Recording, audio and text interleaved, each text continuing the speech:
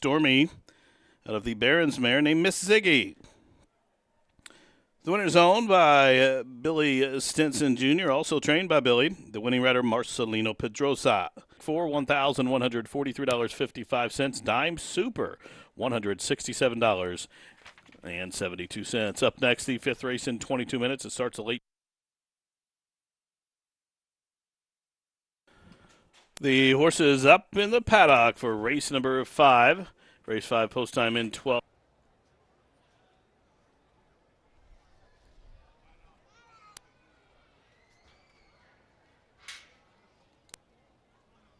At the post. And they are off. Quick start for Bluegrass Anna, who broke fast. Also quick into stride, Lady Protonico up the fence. There goes Ready and Waiting. Up and after the pace. So Ready and Waiting comes to engage Bluegrass Anna as they head up the backside and splitting that pair, Sapphire Royalty. Then up on the outside in the clear, Lily came racing into fourth position. Lady Protonico is fifth and about 7 off the pace. Up the backside they go. They pass the half-mile pole where Ready and Waiting is. Come on through to the inside of Sapphire Royalty. Now 3 wide. Lily starts to move at that pair. Down on the inside, Bluegrass Anna's back into the fourth position. Still 3 back to Lady Protonico and Colby out at the back of the pack. 5/16 of a mile to go. Here comes Sapphire Royalty up to challenge Ready and Waiting. 3 lengths for the back. Bluegrass Anna on a rebid to the inside of Lily. Still a couple lengths back to Lady Protonico, is still last, but she's lunging up the fence. Top of the home stretch, and Sapphire Royalty will turn them on down. Sapphire Royalty at 9-1 by the furlong grounds has a 2-length lead. Ready and Waiting to the inside in second. Then comes Bluegrass Anna, Lady Protonico. Lily at even money is going to be last, but Sapphire Royalty is going to be first. Sapphire Royalty is going to cruise home here. She won by about 6.5 in the end. Tight photo for second, Ready and Waiting.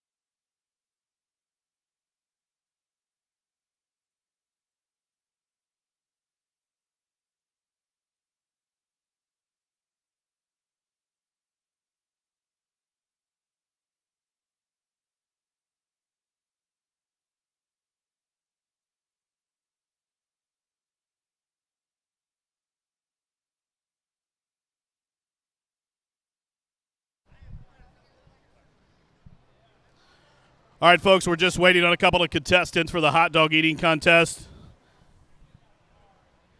If you're entered in the contest, head on down. We're about to start here. Here she is, number 3, Sapphire Royalty, a 3-year-old bay filly by Gemologist out of the Congrats mare named Mysterious Miracle. The winner's owned by Warren Griffin and Penny Lauer, trained by Mike Lauer for a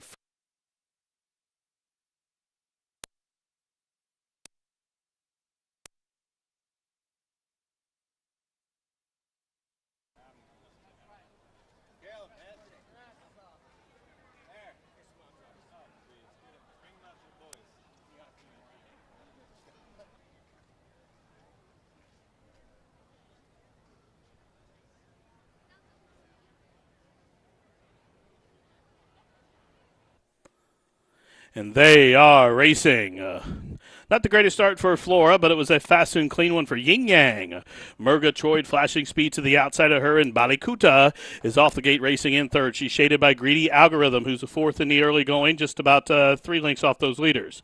Then down on the inside, Mama Arena came away racing in the fifth position as Dutch Clover ranges up to the outside in sixth. She's about 7 off the pace. Then comes Miss Shamita, who's covered up by Baytown Lila, still 7 or 8 back to slow starting Flora, who's out at the back of the pack. A dozen lengths top to bottom, 5.5 furlongs to go. Quarter they walked at 25 and 2. So up top, It's Yin Yang, the daughter of Point of Entry. Fostering out that speed is Sean Bridgman. She's in front by a length and a half and going really slow up the backside. Murgatroyd is second. Then comes Bali Kuta down on the inside third. In between horses, Dutch Clover keen to go on as Greedy Algorithm's going to have to work out a trip from there. Baytown Lila's parked out wide. Then down on the inner rail advancing now. Mama Marina's underway and starting to tighten up Miss Shamita. Still nothing yet from Flora. Half mile 49 and 4.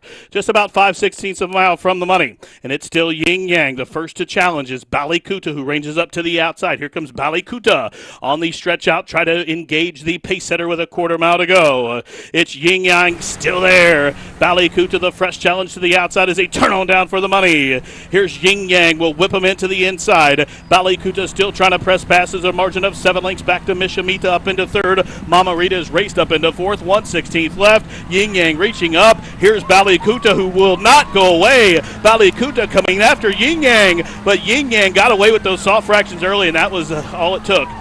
She goes all the way up top. Bali Kuta tried hard but could never get by.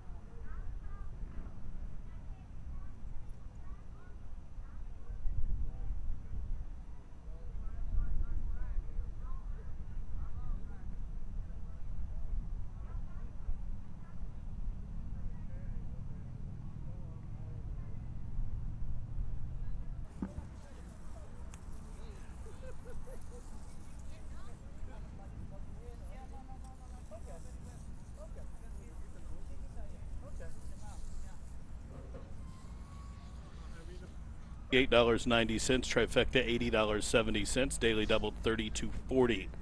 Pick 3 with the scratch in the previous leg of $27.85.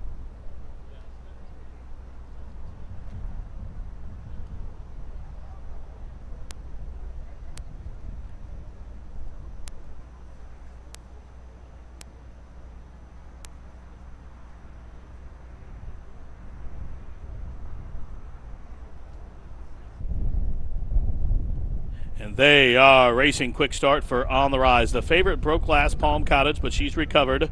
And from between horses, Strong Silent.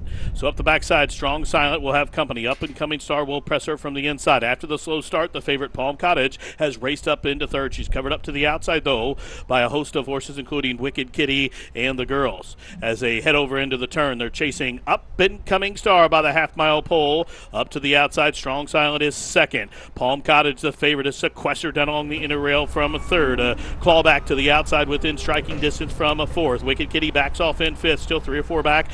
On the Rise, who is 2 in front of South Georgia. Then a link for the back to Peyton's College, still 4 or 5 links back to the girls, who just got passed by Angels Over Me. Quarter contested, 22 and 2. They race towards the top of the home stretch. Up and Coming Star will cut to corner. Strong Silent attacks to the outside now. Palm Cottage out in the 3 path, or clear sailing, and here she comes after those pace setters with a furlong to go. 3 across the course at the P-Patch. Up and coming Star. Strong Silent into the outside. Palm Cottage. She's racing green, but she's racing up after the lead. And at 4 to 5, Palm Cottage is going to get it done by a long neck. Strong Silent was second, up and coming Star third, and South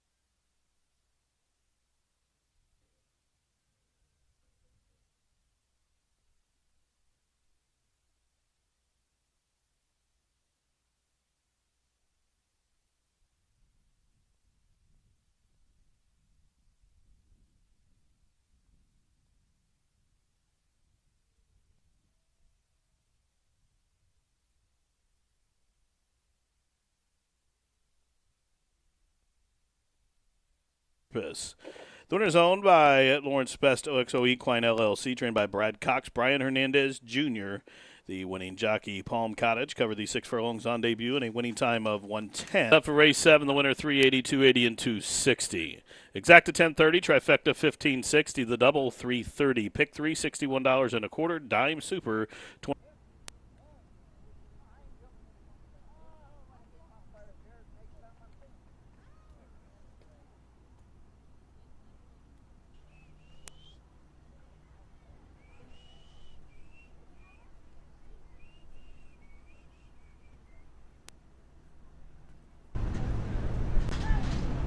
They are off. Slow start for Jalhara, but it is Pedago Girl who's reaching out for the lead. Temple Bell flashing speed towards her inside. Graciana. Also, Grand Shaman is part of that pace presence. These 4 onto the charge the first turn. Forever Home away in the 5th position, saving every yard as they start to sort themselves out.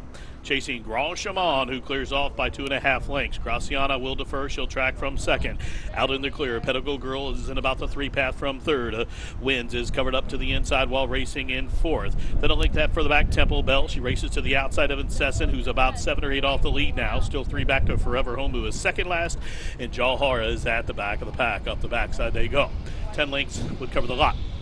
Just outside 4.5 furlongs to travel, and Grand Shaman, the daughter of Constitution, is paving the path. She's in front by 2.5 lengths. Pedago Girl is now racing in second. Graciana to the inside from third. Temple Bell is on the move. She's in the 3 path, starting to close in. Then comes Winds, who's still covered up by Incessant. No twist in the plot. Forever Home is second last, and Jalhara Kills still can't see them all. The half mile controlled 48 and 2.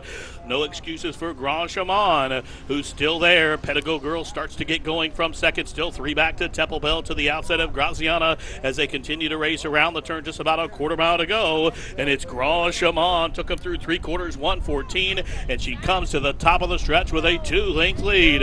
It's Grand Shaman off the turn by 2.5 lengths. Pedago Girl is second down the center of the track. Here comes Forever Home up the inside. It's Incessant. They're inside the final furlong, and here they are, 4 across the course with Forever Home with the momentum. Pedago Girl to the inside. Forever Home to the outside. It's Pedago Girl, Forever Home. These 2 down to the wire, and a photo finish.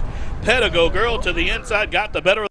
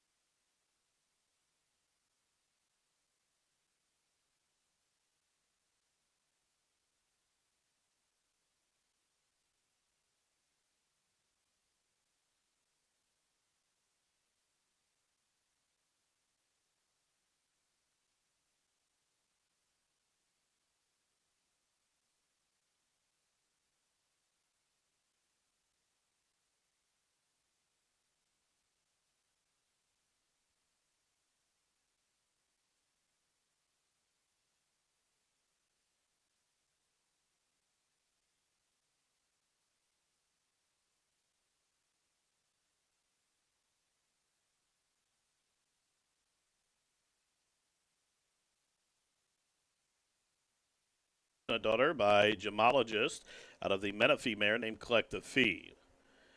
The winner carried the pink and black silks of co-owners Lawrence McGrath's second and Dole. $11, $6, $3.40 on the winner. The exacta $63.40, trifecta $151.95, the double $13.80.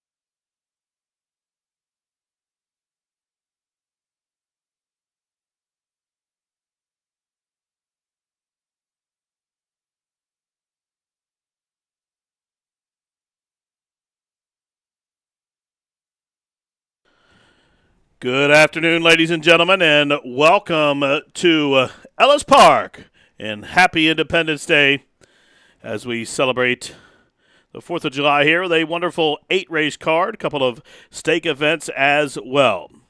Ladies and gentlemen, at this time, I ask that you please rise.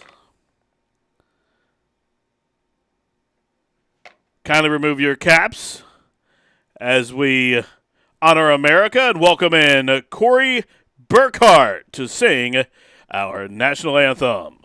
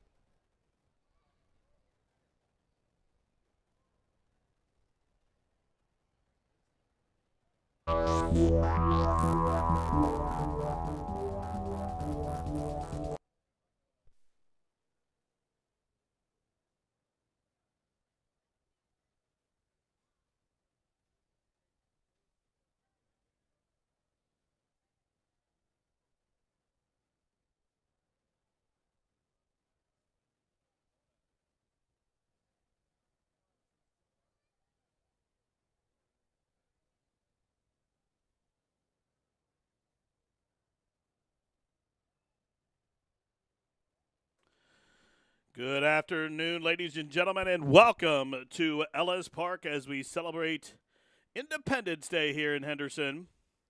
Ladies and gentlemen, at this time, I ask that you please rise. Kindly remove your caps as we welcome in Corey Burkhart to sing our national anthem. Oh, say, can you see by the dawn's early light what so proudly we hailed at the twilight's last gleaming, whose broad stripes and bright stars through the perilous fight o'er the ramparts we watched were so gallantly streaming, and the rocket's red glare, the bombs bursting in air, gave proof through the night that our flag was still there. Oh, say does that star-spangled banner yet wave o'er the land of the free and the home of the brave?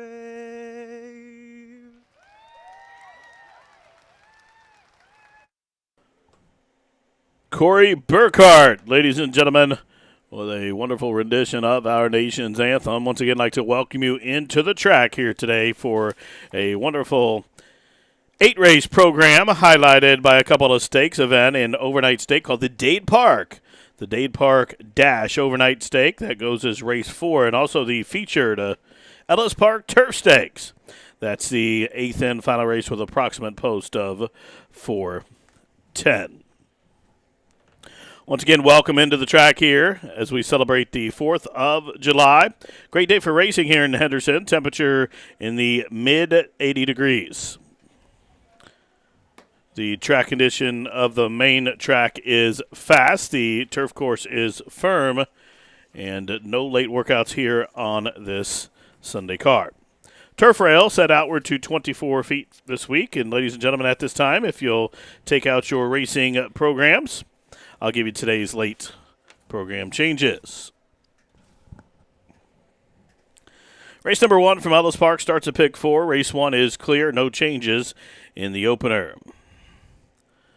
Race number 2 is our first turf race of the day. That race is clear as well. The first change will be if you'll turn to race number 3. In the third race from Ellis Park, scratch number 4, Storm at Sea. Number 4, Storm at Sea, has been scratched from race 3. Due to that scratch, no superfecta wagering. Today's fourth race starts the 50-cent pick 5, and it starts with the Dade Park Dash overnight stake. This is the first edition of the Dade Park Dash, a $60,000 guaranteed stake event to go 5.5 furlongs on the turf. Again, a $60,000 overnight stake. Number 1, Baytown Bear, has a change of jockey to Augustine Gomez.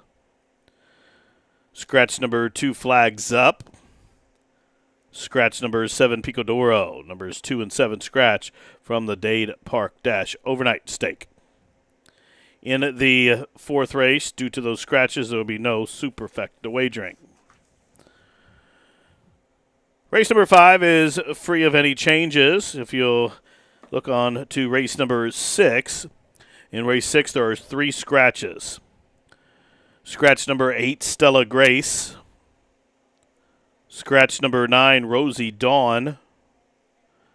Scratch number 11, Golden Sights. Sixth race, scratch numbers 8, 9,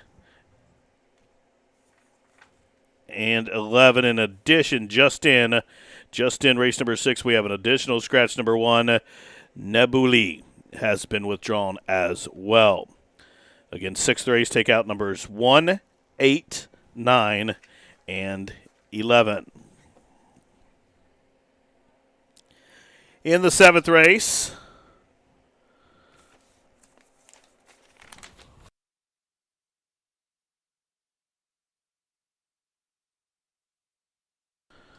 couple of scratches in here. Number 2, Soros, is scratched, and also the 8, Beach Walker. Seventh race numbers 2 and 8 have been scratched from race 7.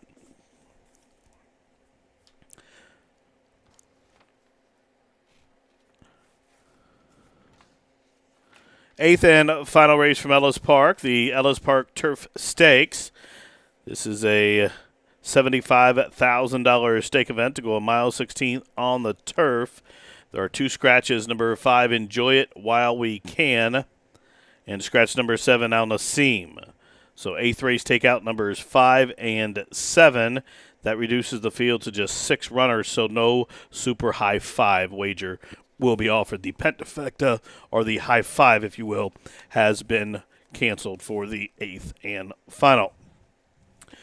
Well, race fans, those are the changes at this time. Any additional changes coming in throughout the balance of this 8-race program, I will get those to you as they do so. Track condition, the main track is fast. The turf course is firm. Turf rail set out to 24 feet this afternoon. First race here at Ellis Park is at 12:50 Central. That's in 19 minutes, and we wish you the best of luck today.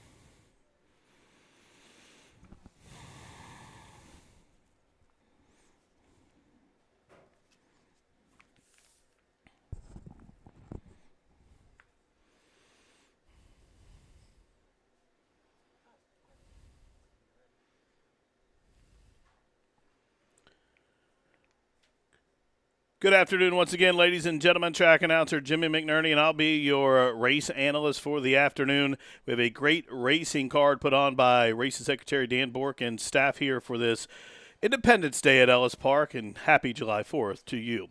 8 races on the card here this afternoon. We kick things off here in just about 15 minutes. We have a couple of stake events on the card. The first of those is offered in race 4. That's the starting leg of the 50-cent pick 5 wager. That is the Dade Park Dash. It's an overnight stake, and it's the first edition to go 5.5 furlongs on the turf. In the ending leg of the pick 5, the featured 17th edition of the Ellis Park Turf Stakes. That's a filly and mare turf stake to go a mile and 16th here at Ellis. We are fast and firm today. The horses are in the paddock for the opener. We'll take a closer look here in race number 1, which does start a 50-cent pick 4, and we start things off here in race 1 in just about 14 minutes.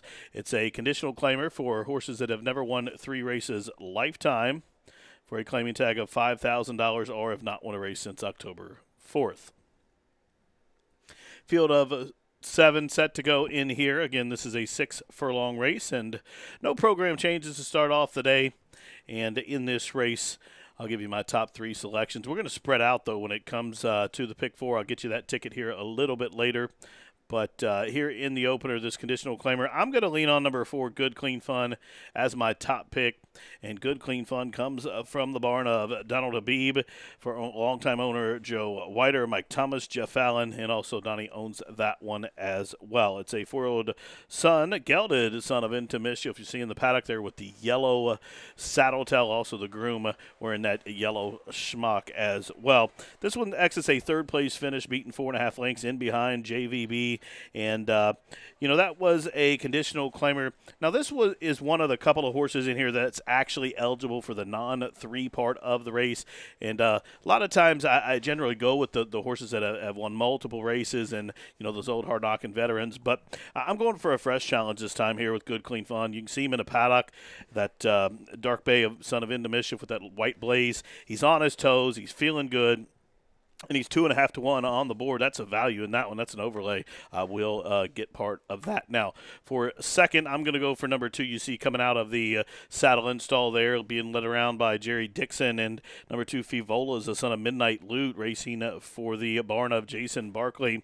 And this one gets the services of Gabe Saez. And last start at Churchill Downs in a conditional claimer was 6 beat 23 lengths. That was at a mile distance. Backs up to the 6 furlongs today, and I'm going to give this horse a shot. I think he's worth a play.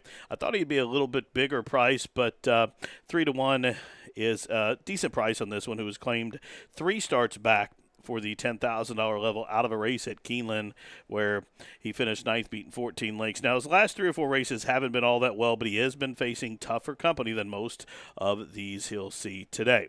For third, number 6, So Caught Up in You.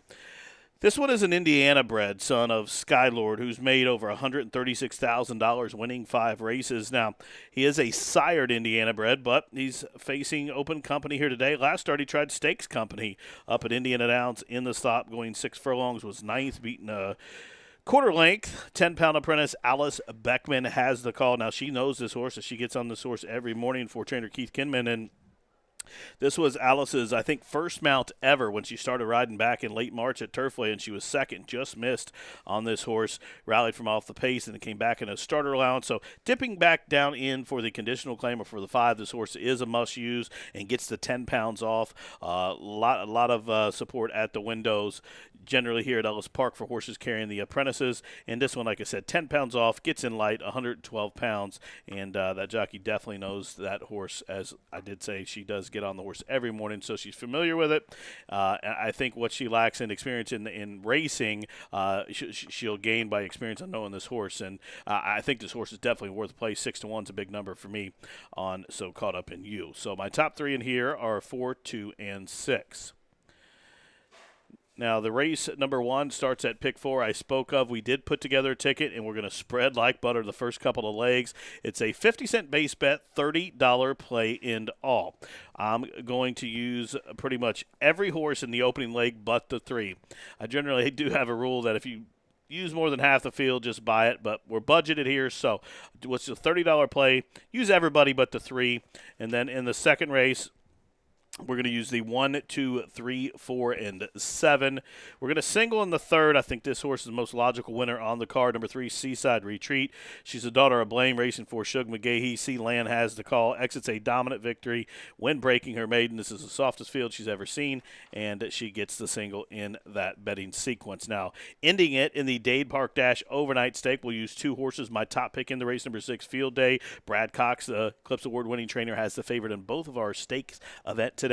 We'll use Field Day, and we have to use number 3, Bob's Edge. Now, this one has never raced on the turf, but if this race was on the dirt, Bob's Edge probably would be a favorite over Field Day, but going to have to use those 2 horses. So we're going to spread out the first couple of legs. We're going to go short the last 2 legs of that pick 4, and we're going to hope for a couple of prices here in the early legs as we are heavily backing the short price favorites in the final 2 legs of that pick 4. 50-cent base bet, $30 ticket. Best of luck. Race number 1 should be on the track here any minute now. 9 minutes to the opener here at Ellis Park. Best of luck this afternoon.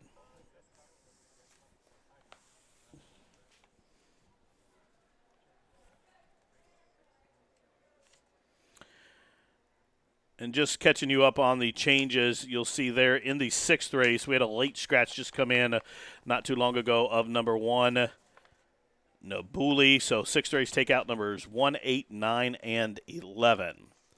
Then also, while we're doing the previous changes, there was a late scratch in the 7th race as well. In race number 7, there are a couple of scratches. Number 2, Soros, and the 8, Beach Walker. So 7th race, the 2 and 8. Those 2 are withdrawn from that race. So we're current on changes and scratches. Any additional coming in throughout the balance of the card, we'll get those to you as they do so. The horses are on their way out to the racetrack for the opener here at Ellis. Good luck.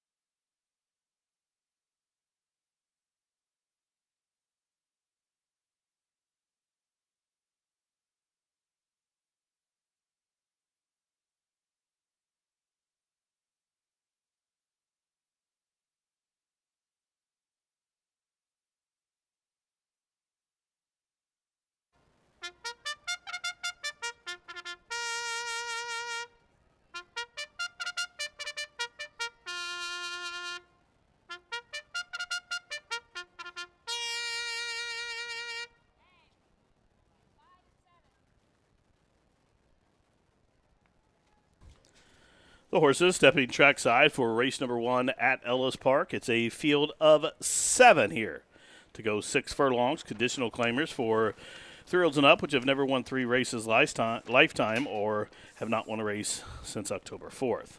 Win play show, exact to try, super daily double. Starts at pick 3 and it starts at pick 4 in the post time over a fast main in 7 minutes.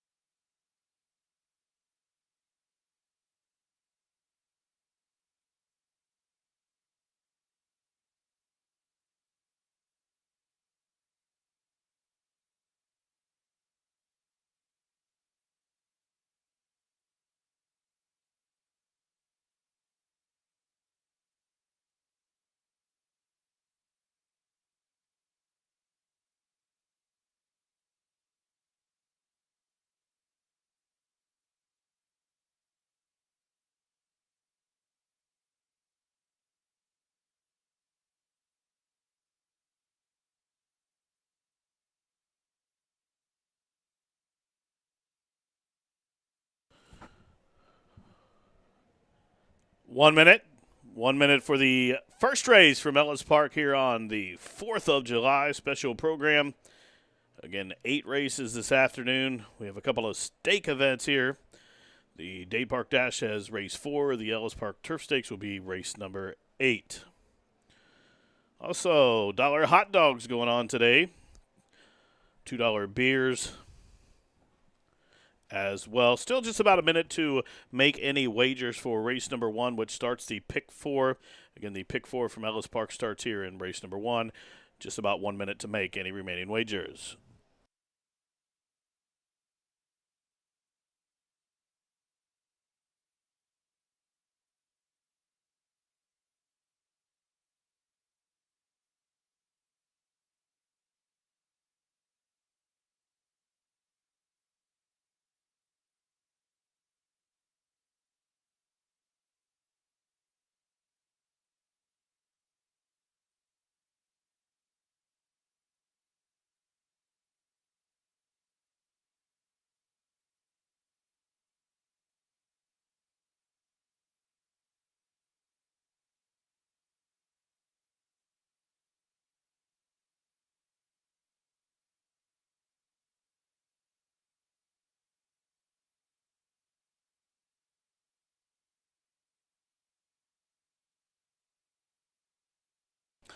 Ladies and gentlemen, couple of scratches here in race number 1. Number 5, Distorted Ransom, and number 7, Celtic Mischief, both have been scratched by the stewards on orders of the state veterinarian. Once again, number 5, Distorted Ransom, and number 7, Celtic Mischief. These two both have been scratched. If you have numbers 5 or 7 on your tickets, you have a little bit of time left to head back to the mutual window to make any exchanges or changes to your tickets. All wagers, again, on those two will be refunded. Number 5, Distorted Ransom, and number 7, Celtic Mischief, both scratched here in the opener. That reduces the field to just 5 runners. So also, ladies and gentlemen, anyone holding a Superfecta ticket, that wager has been canceled. All Superfectas will be refunded. Still just about a minute to make any changes or exchanges to your tickets as the field has turned and they are approaching the starting gate. Numbers 5, 7 scratch from race 1.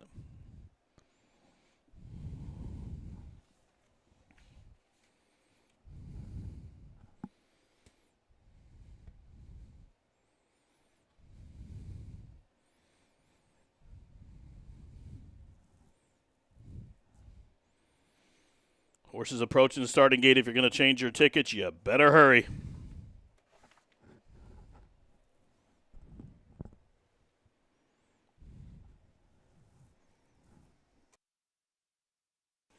And they have reached the gate. It's post time. Siki moving into line for the TVB barn.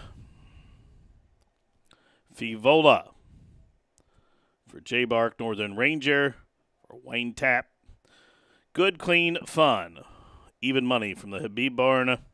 And just waiting on the Indiana bred So Caught Up in You for veteran trainer Keith Kidman. Up to the outside. They are at the post.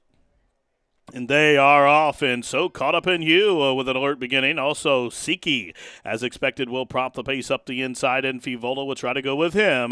All of a sudden, the favorite Good Clean Fun emerges as well, so up the backside they go. Siki shows the way, but Good Clean Fun at 7-5 applies the heat to the outside, and the two favorites go on with it as they approach the half-mile pole. There are 2 lengths in front of Fivola, who will track from third. So Caught Up in You broke sharp, but is fourth with about 3.5 to raise, then Northern Ranger can see them all.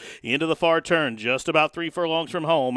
Siki and Rafael Bejarano show the way. Good Clean Fun and Miguel Mena tracking, and they are the danger to the outside, breezing up, and these two are now stride for stride. That pair has opened up 3 lengths on Fivola, who's back into third. So Caught Up in You rides the rail from fourth. Nothing yet from Northern Ranger, top at a home stretch, and Siki will whip him in. Whip comes out on Good Clean Fun, who ranged up, but so far has no response to the outside by the furlong grounds. It's Siki still fighting on. Good Good, clean fun. He stalled. He's second. Up the inside. So caught up in you is third. 1/16 left. It's Siki. And Siki's going to get his sixth lifetime victory at 3-2. Siki wins by about 4.5 in the end. Good, clean fun was second. So caught up in you third. And Fivola was fourth, while Northern Ranger wagged the tail. 109-1.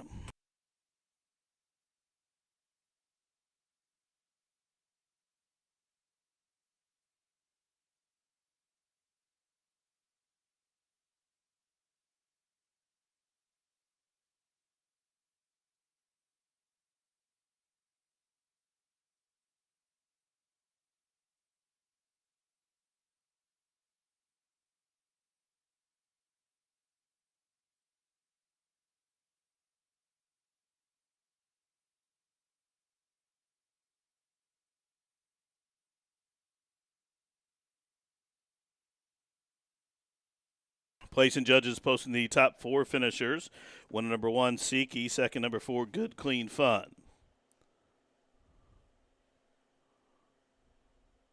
Third, number 6, So Caught Up in You. And fourth, the 2, Fivola. 1-4-6-2.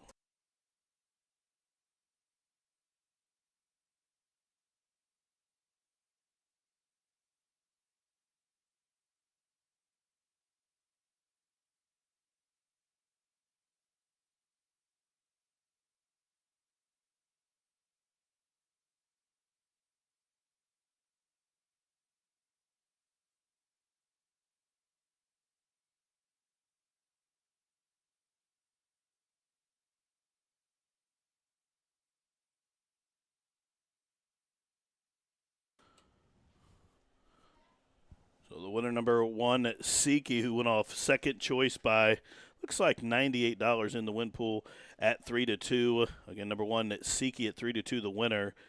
The favorite number 4 at 7-5, Good Clean Fun was second.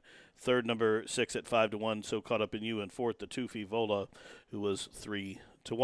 1-4-6-2.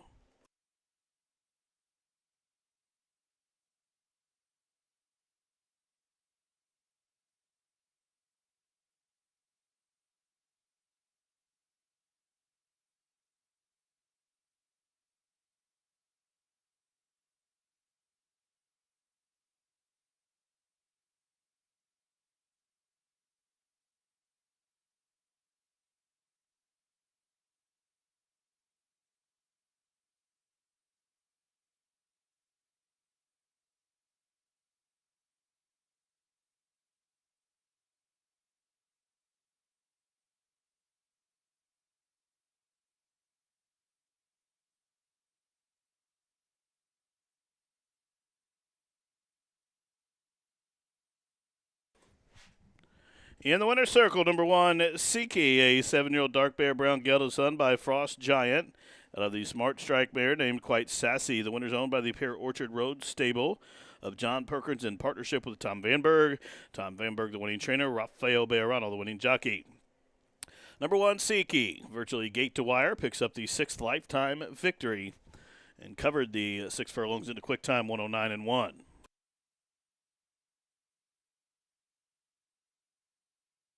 At the post. And they are off, and So Caught Up in You with an alert beginning. Also, Siki, as expected, will prop the pace up the inside, and Fivola will try to go with him. All of a sudden, the favorite Good Clean Fun emerges as well, so up the backside they go. Siki shows the way, but Good Clean Fun at 7-5 applies the heat to the outside, and the 2 favorites go on with it as they approach the half-mile pole. There are 2 lengths in front of Fivola, who will track from third. So Caught Up in You broke sharp, but is fourth with about 3.5 to raise, and Northern Ranger can see them all. Into the far turn, just about 3 furlongs from home. Siki and Rafael Bejarano show the way. Good Clean Fun and Miguel Mena tracking, and they are the danger to the outside, breezing up, and these 2 are now stride for stride. That pair has opened up 3 lengths on Fivola, who's back into third. So Caught Up in You rides the rail from fourth. Nothing yet from Northern Ranger, top at a home stretch, and Siki will whip him in. Whip comes out on Good Clean Fun, who ranged up, but so far has no response to the outside by the furlong grounds. It's Siki still fighting on. Good Clean Fun. He stalled. He's second. Up the inside. So Caught Up in You is third. 1/16 left. It's Siki. And Siki's going to get his 6th lifetime victory.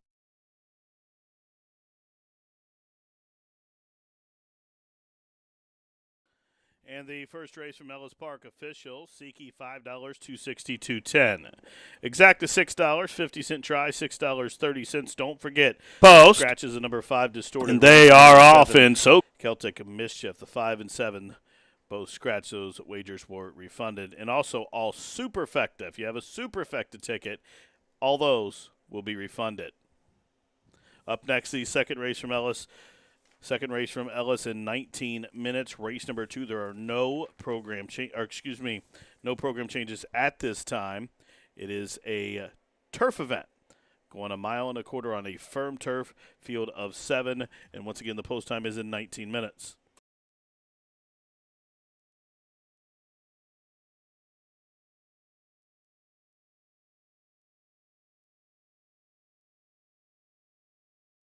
At the post. And they are off, and so caught up in you with an alert beginning. Also, Siki, as expected, will prop the pace up the inside, and Fivola will try to go with him. All of a sudden, the favorite Good Clean Fun emerges as well, so up the backside they go. Siki shows the way, but Good Clean Fun at 7-5 applies the heat to the outside, and the two favorites go on with it as they approach the half-mile pole. There are 2 lengths in front of Fivola, who will track from third. So caught up in you broke sharp, but is fourth with about 3.5 to raise, and Northern Ranger can see them all. Into the far turn, just about 3 furlongs from home.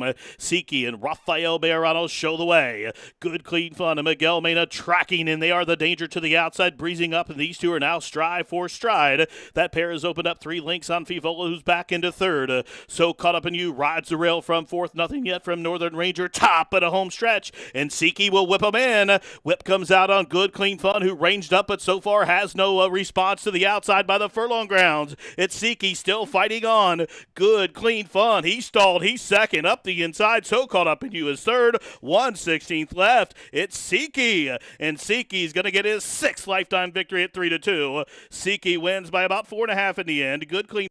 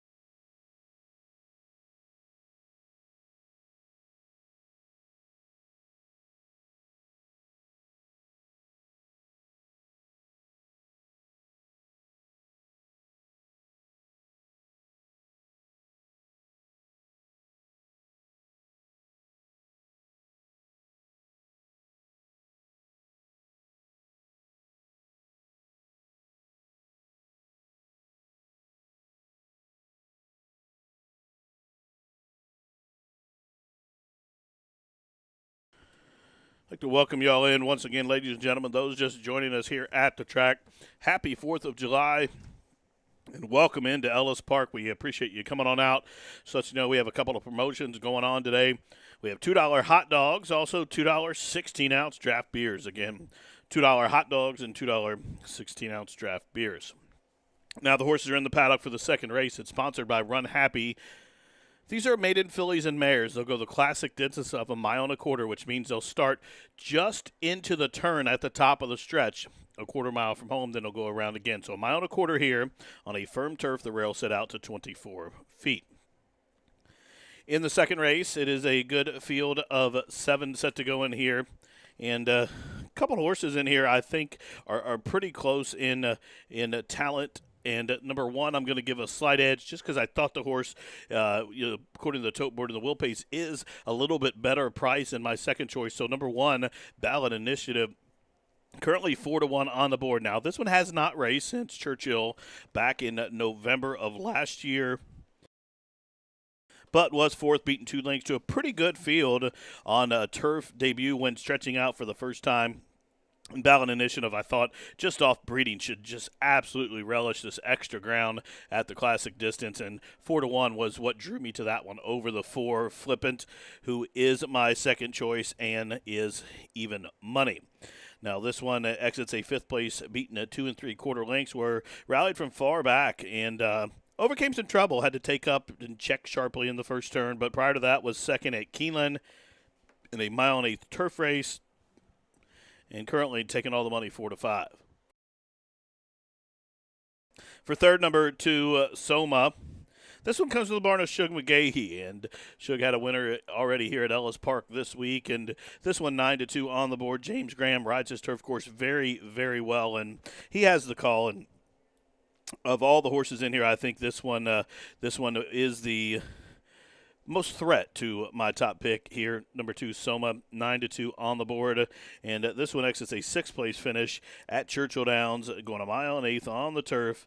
And prior to that was only beaten 6 lengths in a good quality allowance race. The horse has faced some pretty decent company in her entire career. She's out of a mare by Malibu Moon, and she is a daughter of Curlin. 9-2 here on the board. All the early money right now is on the 4, Flippin', who is 4-5. 1-4-2 for me here in race 2. It starts another rolling pick 3. Post time is in just about 8 minutes.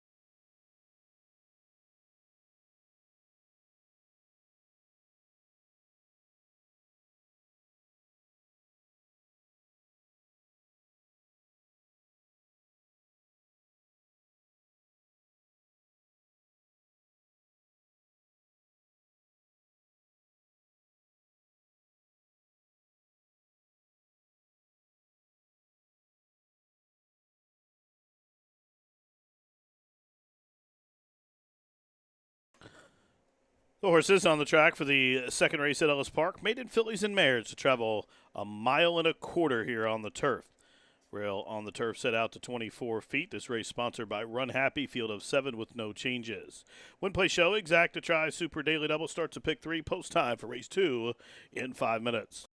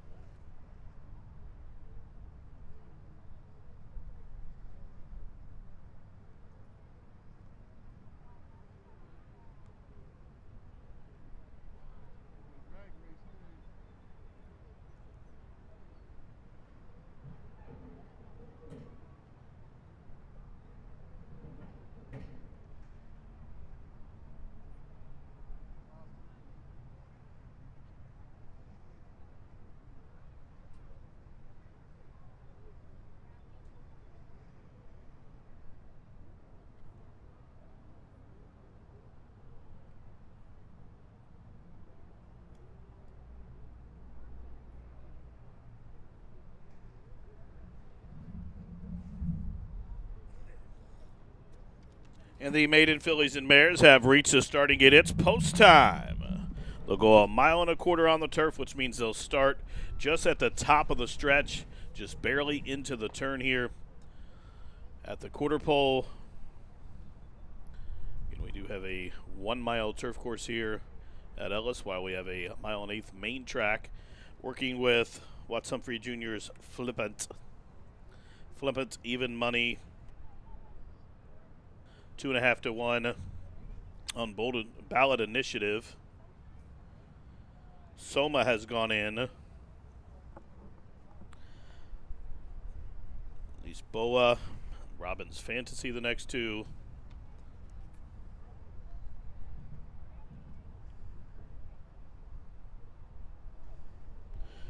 Run with Grace, just waiting on Scarabia to the outside. She's in. They are at the post. And they are off on this mile and a quarter journey here at Ellis. It was a good, clean beginning for all. It's Soma and Lisboa who's flashing the most speed. Up to the outside, the gray Flippet. She's the daughter at Tappet. She'll come to press 3 wide, while Robin's Fantasy joins the party and makes it 4 across the course. Ballot Initiative is way along the inner rail from 5th, about 4.5 lengths off the pace early. Scarabia is second last, and Run with Grace is at the back of the pack. That's the 7 of them as they have one circuit to go, and it's Soma, the daughter of Curlin, racing with her ears up. She's nice and relaxed up top, and she shows the way into the first turn by just about 1.25 lengths. Lisboa is racing in second, as the quarter was 24 and 1. So midway through the opening turn, it's still Soma showing the way, dictating terms. Lisboa will track her from second. Flip It and Rafael Bejarano are third. Robin's Fantasy is fourth to the outside of Ballot Initiative is fifth down on the inner rail with 6 to make up. Then Scarabia is second last, and Run with Grace at the back of the pack. Up the backside they go, half mile, 49 and 3. The leader, still Soma and James Graham doling out the speed. The lead is linked to Lisboa, who's still in chase mode from second. Flip It, content to track from third. Ballot Initiative in the Clairvitch Stable. Silk still tracking from fourth, has saved every yard thus far, while Robin's Fantasy's been parked out deep on the course the entire journey. Run with Grace and Scarabia are at the back of the pack. They start to tighten up, though. 7 lengths would cover them all as they have 3 furlongs to go. And it's Soma still there, 3/4 up, 114 and 4. And here comes the challengers. Lisboa, Flip It, makes it 3 wide as they continue to race around the turn. Ballot Initiative still stuck along the inner rail. Top of the home stretch. Here comes the gray Flip It calling for the lead. Lisboa to the outside, up the inside. Soma. Now Ballot Initiative. She's got off the fence. She's come to the outside as Scarabia is closing ground. She's trying to split horses late, but it's Flip It who got first run. Late on the scene, Ballot Initiative. She finally got going alongside Scarabia, but inside the final 16th, Flip It is not going to disappoint at even money. She won wrapped up by almost 3.5 in the end. Tight photo for second, Scarabia or Ballot Initiative for that place spot. The running time for the winner, 2:04 and 1.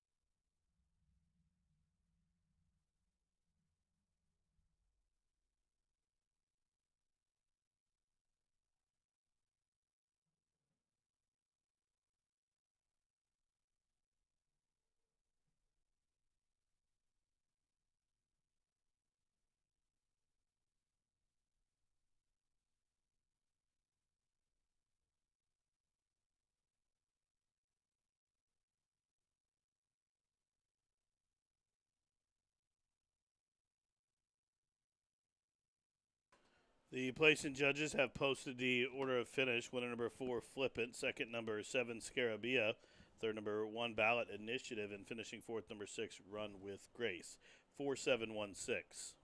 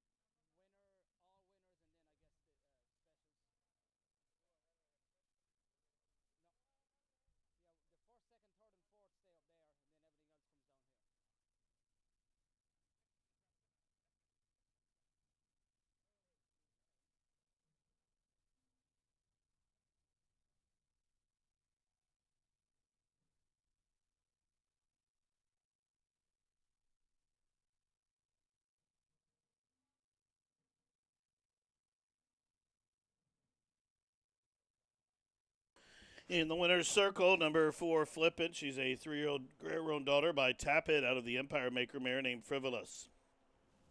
The winner's owned by G. Watts Humphrey Jr., trained by Vicky Oliver. Rafael Bejarano takes the early daily double. Number 4, Flippin' breaks maiden start. Number 5, Home a Winner. Cover the mile and a quarter in 2:04 and 1. Price is up. The winner for 20, 240, and 220 to show.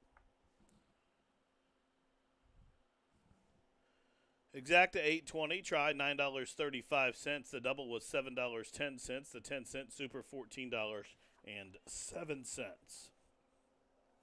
Third race is up next. Take out the 4, Storm at Sea. Leaves a field of 5, so cancel the superfecta wager. They'll go a mile on the main in just about 21 minutes.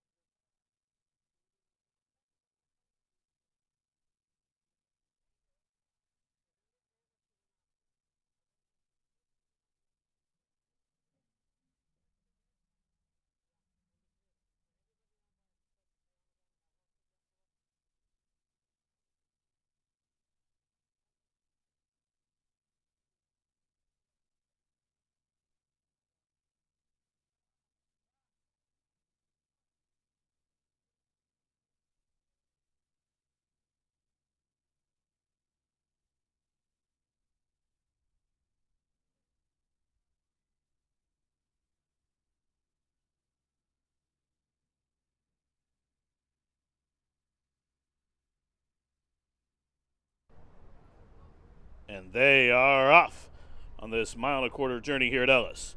It was a good, clean beginning for all. It's Soma and Lisboa who's flashing the most speed. Up to the outside, the gray Flippin'. She's a daughter at Tappet. She'll come to press 3 wide, while Robin's Fantasy joins the party and makes it 4 across the course. Ballot Initiative is way along the inner rail from 5th, about 4.5 lengths off the pace early. Scarabia is second last, and Run with Grace is at the back of the pack. That's the 7 of them as they have 1 circuit to go, and it's Soma, the daughter of Curlin, racing with her ears up. She's nice and relaxed up top, and she shows the way into the first turn by just about 1.25 lengths. Lisboa is racing in second as the quarter was 24 and 1. So midway through the opening turn, it's still Soma showing the way, dictating terms. Lisboa will track her from second. Flippin' and Rafael Bejarano are third. Robin's Fantasy is fourth to the outside of Ballot Initiative is fifth down on the inner rail with 6 to make up. Then Scarabia is second last and Run with Grace at the back of the pack. Up the backside they go, half mile 49 and 3. The leader, still Soma and James Graham doling out the speed. The lead is linked to Lisboa, who's still in chase mode from second. Flip It, content to track from third. Ballot Initiative in the Clairvitch Stable. Silk still tracking from fourth, has saved every yard thus far, while Robin's Fantasy's been parked out deep on the course the entire journey. Run with Grace and Scarabia are at the back of the pack. They start to tighten up, though. 7 lengths would cover them all as they have 3 furlongs to go. And it's Soma still there, 3/4 up, 114 and 4. And here comes the challengers. Lisboa, Flip It, makes it 3 wide as they continue to race around the turn. Ballot Initiative still stuck along the inner rail. Top of the home stretch. Here comes the gray Flip It calling for the lead. Lisboa to the outside, up the inside, Soma. Now Ballot Initiative. She's got off the fence. She's come to the outside as Scarabia is closing ground. She's trying to split horses late, but it's Flip It who got first run. Late on the scene, Ballot Initiative. She finally got going alongside Scarabia, but inside the final 16, Flip It is not going to disappoint at even money. She won wrapped up by almost 3.5 in the end. And they are off on this mile and a quarter journey here at Ellis. It was a good, clean beginning for all. It's Soma and Lisboa who's flashing the most speed. Up to the outside, the gray Flip It. She's a daughter at Tappet. She'll come to press 3 wide, while Robin's Fantasy joins the party and makes it 4 across the course. Ballot Initiative is way along the inner rail from 5th, about 4.5 lengths off the pace early. Scarabia is second last, and Run with Grace is at the back of the pack. That's the 7 of them as they have 1 circuit to go, and it's Soma, the daughter of Curlin, racing with her ears up. She's nice and relaxed up top, and she shows the way into the first turn by just about 1.25 lengths. Lisboa is racing in second as the quarter was 24 and 1.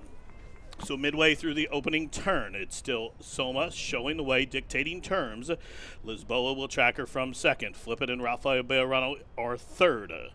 Robbins Fantasy is fourth to the outside of Ballot Initiative is fifth down on the inner rail with six to make up. Then Scarabia is second last and Run with Grace at the back of the pack.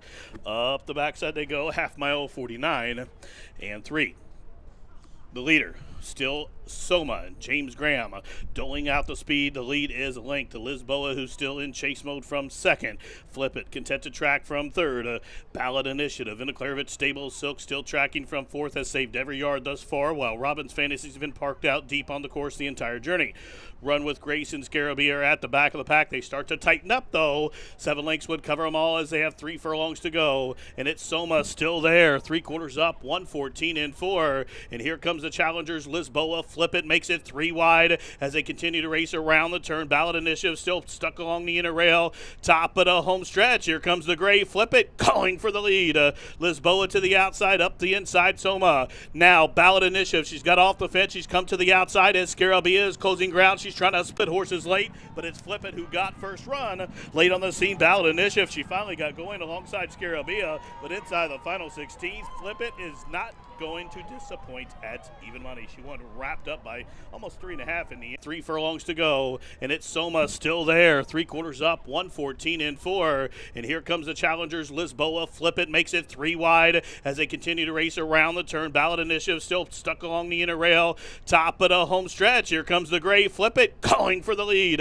Lisboa to the outside, up the inside. Soma. Now, Ballot Initiative. She's got off the fence. She's come to the outside as Scarabia is closing ground. She's trying to split horses late, but it's Flip It who got first run. Late on the scene, Ballot Initiative. She finally got going alongside Scarabia, but inside the final 16th, Flip It is not going to disappoint at even money. She won wrapped up by almost 3.5.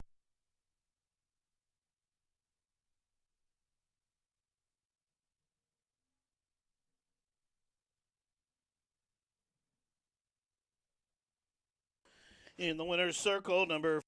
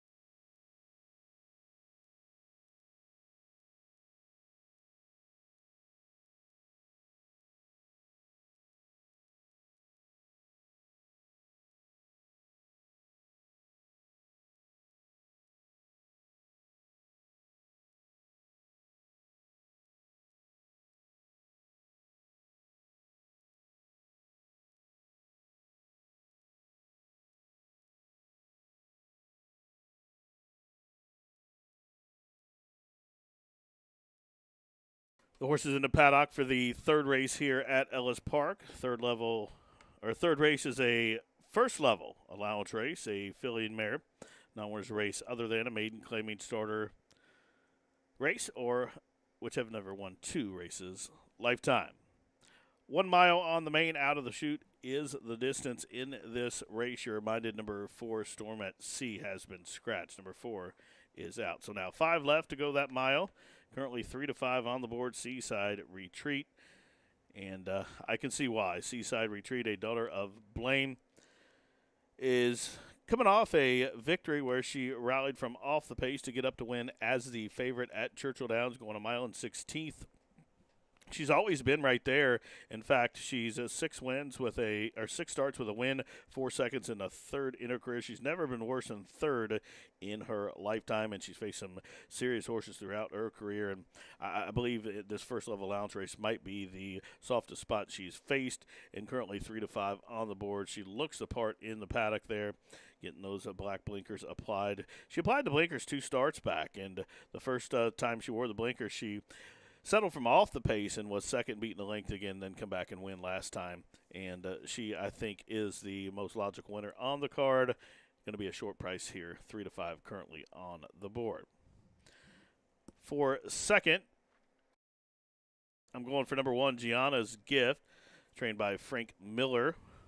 This one has been racing in Starter Allowance Company in her last 3 starts at Churchill Downs, where she has a win and 2 second-place finishes. Now, she is the most productive horse in the field as far as starts or wins go. In fact, she has 6 wins, and there's only one other horse in this race that has more than 1 win, and that's the 6 hashtag winner who only has 2. So this one has 6 starts this year, a win, 2 seconds, 2 thirds. She's won 4 races in the last 2 years, 6 in her lifetime, and she's going to be up front and setting the pace. And so far, this meet at Ellis Park speed has been very dangerous. And on paper, I think she is the speed of the speed. I do think Capelia on the stretch out will flash some speed to the outside of her, as you see Gianna's Gift being led out by Jerry Dixon there out of her stall. She's a daughter of Factor, currently 2-1, my second choice. Now for third, number 5, Bo Girl. This one will carry the black and gold silks of the Calumet Farm and gets Joe Talamo up top. Trainer Dale Roman sends this one out, and currently 5-1 on the board. This one broke her maiden at Gulfstream Park, and they thought enough of that maiden breaking victory. They tried her into Gulfstream Park Oaks, where she ran okay, showed speed, and ended up being a 6th, beating 11.5 lengths in the end. Came back at Churchill in a first-level allowance race and was beaten 8 lengths. And last start, she was up and after the pace, chasing and kind of faded and ended up last 6.5 lengths behind the winner of Liberty MD that day. But I think Bobo Girl's in with a shot to run in for the Miners. I think it's all about the 3, though, for me. Seaside Retreat, 3-5 on the board.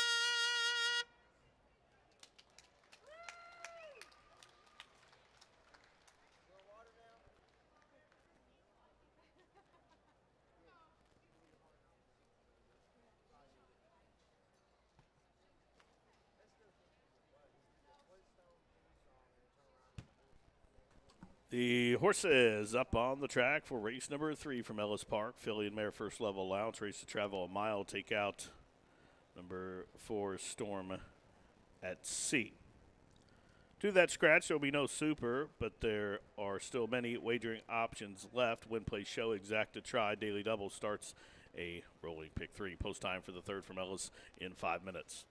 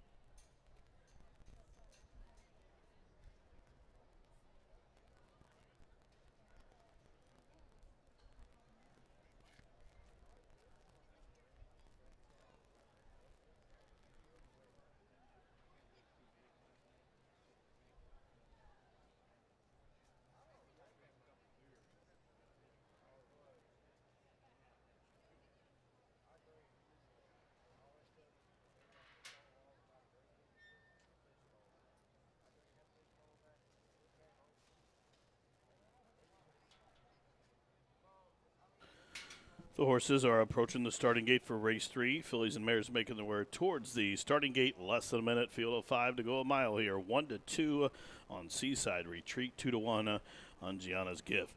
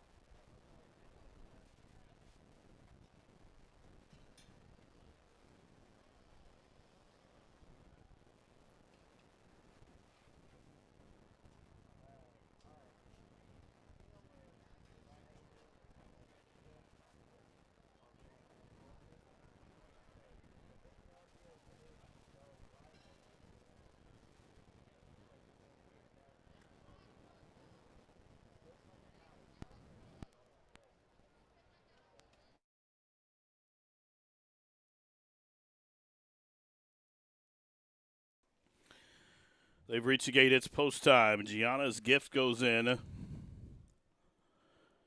6-time winner, 2-1 on the board. Capelia. Phipps Stable, Seaside Retreat goes in. Daughter of Blame, 3-5 favorite. As Bo Girl loads up to the outside. Hashtag winner will complete the lot. They are at the post. And they are racing. Sluggish beginning for hashtag winner. It was a fast start, though, for Capelia. Also, Gianna's Gift, as expected, flashing speed. So, as they head over the backside, it's Gianna's Gift who shows the way by 2. Capelia on the stretch out will track her from second. The favorite Seaside Retreat is placed down along the inner rail from third. She's 2.5 lengths off the leader. Then a length and a half further back, Bobo Girl is second last, and hashtag winner after the slow start is at the back of the pack. Single file up the backside, 7 lengths top to bottom. Chasing Gianna's Gift, the daughter of the Factor, shows the way 1.25 lengths. Capelia to the outside, trying to keep Seaside Retreat pinned in there. The favorite is third against the fence, just awaiting clean racetrack in front of her. Bobo Girl is fourth, about to be passed by hashtag winner as they cluster up into the far turn run. They pass the half mile in 47 in 2/5 seconds. The leader, Gianna's Gift, now pressures up to the outside. Here's Capelia with a 2-wide bid. Meanwhile, Seaside Retreat content to just bide her time along the inner rail from third. So a couple links back to a hashtag winner in Bobo Girl. They continue to race around the turn, just about a quarter mile to go. And up top, it is still Gianna's Gift. She's confronted by Capelia. Couple and a half lengths for the back, Seaside Retreat. She's being asked to quicken as they straighten away to the top of the home stretch. Here comes Capelia up and after Gianna's Gift, who's still there up the inside. Seaside Retreat as they're in the deep stretch. It's Gianna's Gift looking to throw down the TNT for Frank Miller, but it's Capelia who's forging on past. Here's Capelia. Capelia slide upset 5-1. She's going to win, wrapped up by 1.5 lengths. Gianna's Gift held second. The favorite Seaside Retreat was third. Then came Bobo Girl and hashtag winner. The running time 1:36 flat.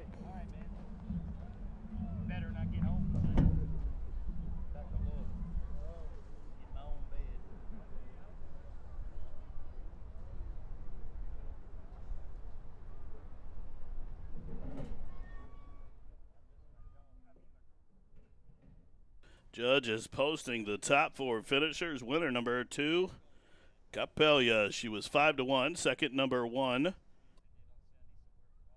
Gianna's Gift. Third, the 3, Seaside Retreat. And fourth, number 5, Bobo Girl. 2, 1, 3, and 5.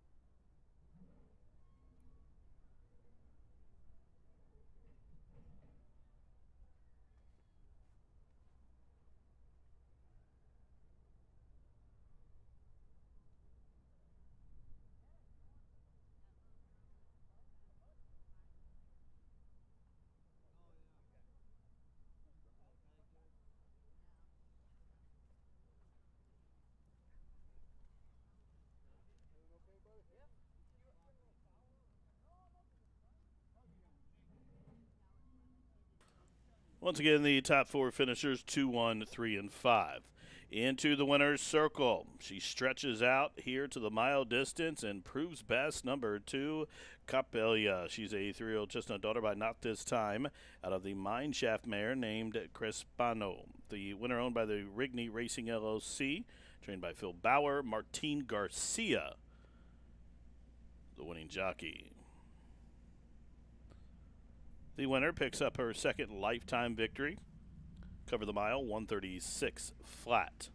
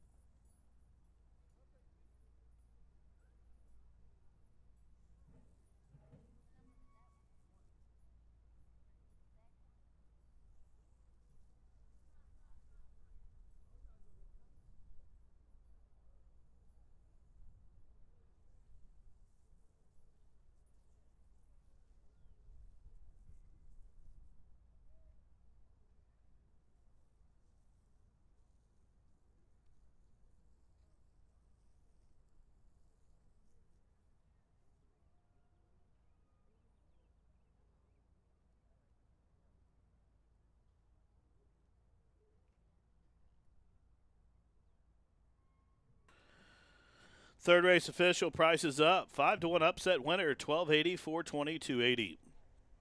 Exacta 21.30, trifecta 17.20, the double $14, the pick three $17.65, and with the scratch of the 4 Storm at Sea, the superfecta wager was refunded.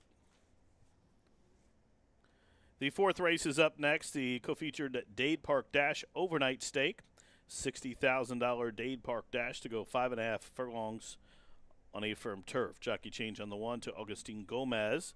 Take out number 2 Flags Up. Scratch the 7 Pico Doro. Field of 5 to square off in the Dade Park Dash Overnight Stake. Again, $60,000 up for grabs. Exacta try. Double. Pick 3 starts the pick 5. Pick 5 in 19 minutes.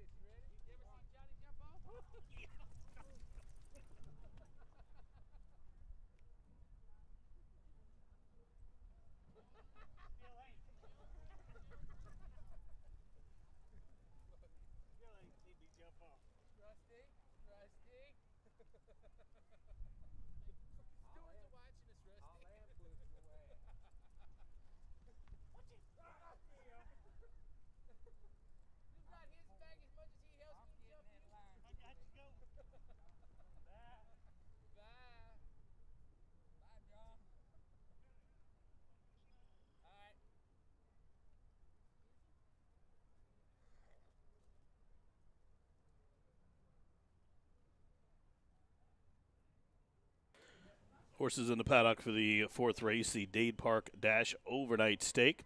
$60,000 guaranteed, $60,000 purse for an overnight stake for the 3-year-olds here. As the field in the paddock, couple of scratches. The 2 and 7 are out. Field of 5 remain in here to go 5.5 on a firm turf. I think it's all about number 6, Field Day from the barn of Brad Cox. This one is on a 2-race win streak. In fact, 3 wins from 6 starts this year, over a couple $100,000 in earnings. Should be part of the pace presence. This is the son of Broken Vow, racing for Richard Klein. Second, number 3, Bob's Edge. This one is a very consistent sort as well. Never been worse than third. Made $160,000 this year, 2 wins from 5 starts. Now, the only question, will this one take to the turf? Has never raced on the turf. Certainly shows an affinity for the dirt surface, but Bob's Edge comes from a really good, powerful barn and currently 5-2 on the board and looks very good in the paddock. For third, number 4, Into the Sunrise. Wesley Ward sends this son of Into Mischief out. Exits a gate-to-wire win at Belmont in a conditional first-level allowance race. Broke the maiden here at Ellis Park. Has raced at Ellis one time. Broke the maiden gate-to-wire with Bayerano here last year. Into the Sunrise, a 2-time winner on the turf, made over $102,000. After breaking the maiden race, it exclusively in stakes company until that win last start at Belmont. These 3 seem to be the top 3 horses that will face off here, but a field of 5 ultimately to go 5.5 in the first edition of the Dade Park Dash.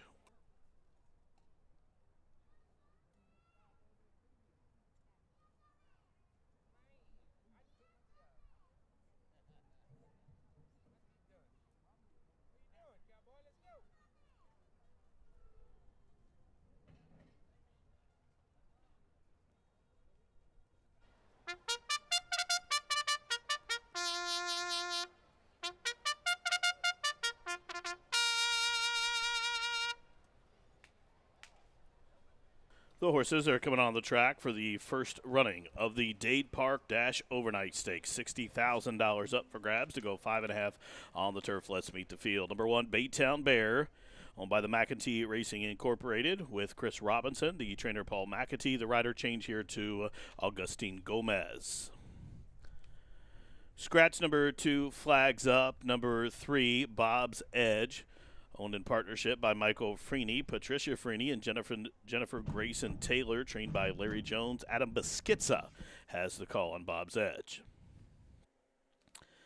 Number 4 is Into the Sunrise, carrying the white and orange silks of the M Racing Group, trained by Wesley Ward and Chris Landeros. Will call the shots.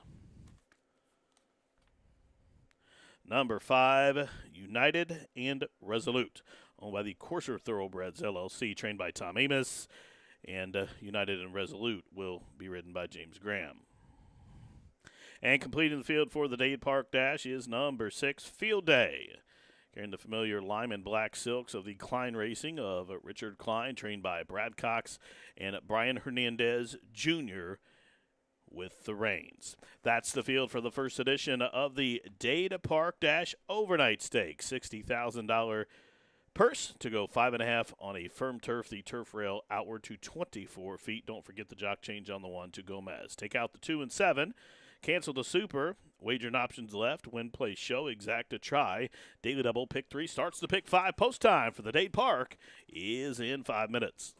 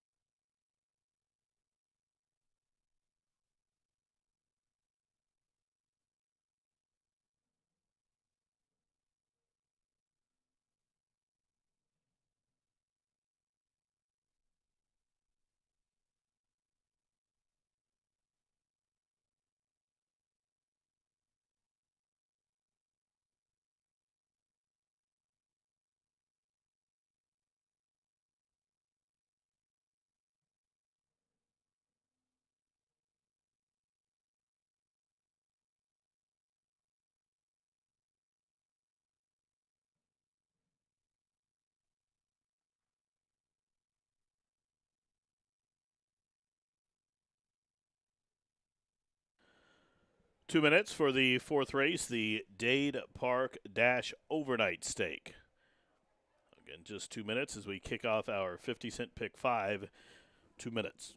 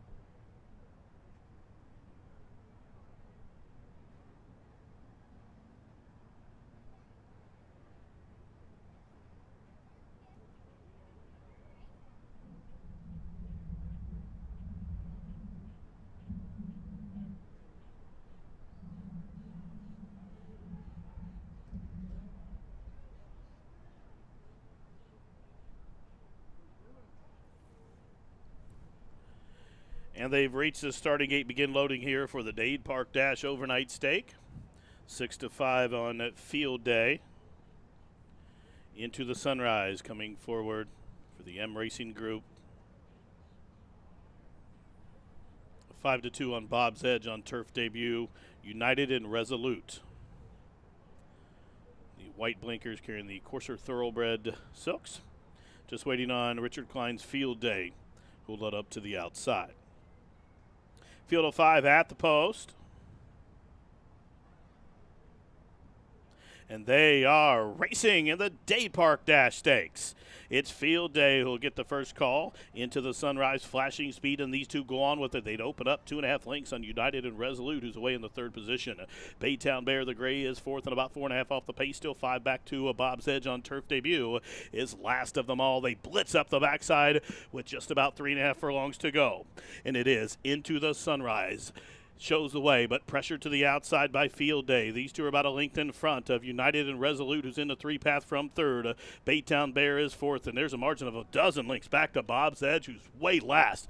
Rounding the turn, they're outside the quarter pole. The quarter was quick, 21 into an 8 turn on down in the Dade Park Dash. It's Into the Sunrise, trying to fend off Field Day. A 3-wide bid from United and Resolute, who's coming down the stand side. 1 furlong to go, and up top Into the Sunrise, trying to remain undefeated here at the P-Patch by the 16th pole. It's Into the Sunrise, clear by 2.5. United Resolute up into second, the favorite Field Day third. Into the Sunrise, and Chris Landeros, they win it by just about a length and a half in the end. United and Resolute was second, Field Day third, and Bob's Edge got on track late to be fourth. Into the Sunrise in the Dade Park Dash stops the timer in 1:03 flat and remains undefeated here on the Ellis Park turf.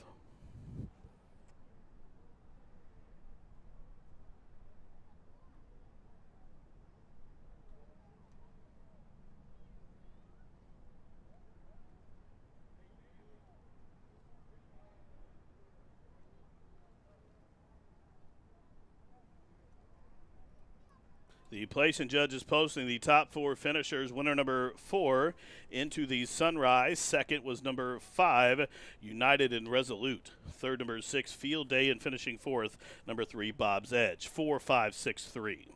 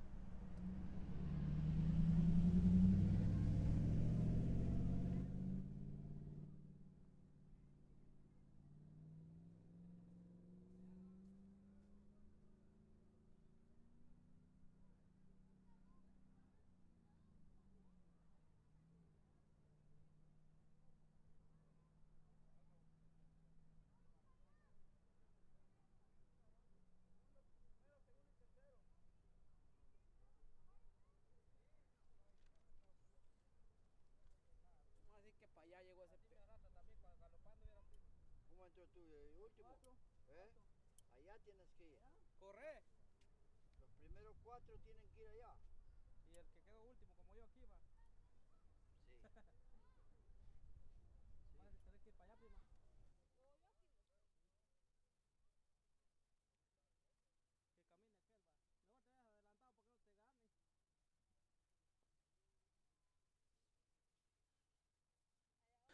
Entering the winner's circle, number 4, Into the Sunrise. A 3-year-old gelded son by Into Mischief out of the Machiavellian mare named Bellini Sunrise. The winner owned by M Racing Group LLC, trained by Wesley Ward, and ridden to victory by Chris Landeros.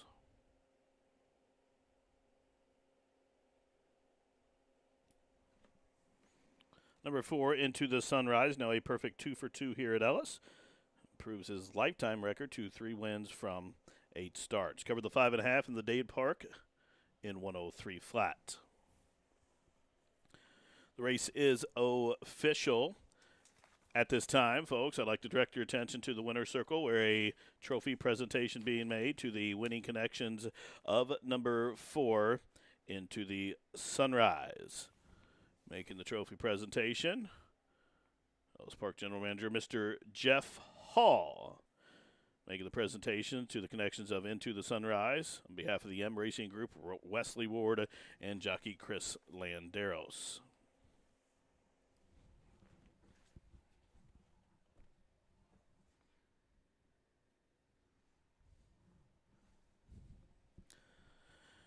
Now the prices are up. The winner $660, $420, $260, exacta $18.20. The try $14 and a quarter. The double $35.30. Pick 3 $21.15. Pick 4 $77.60. The super was refunded. The 5th race from Ellis Park is up next in 20 minutes. We'll start the pick 4 with a field of 6. No program changes.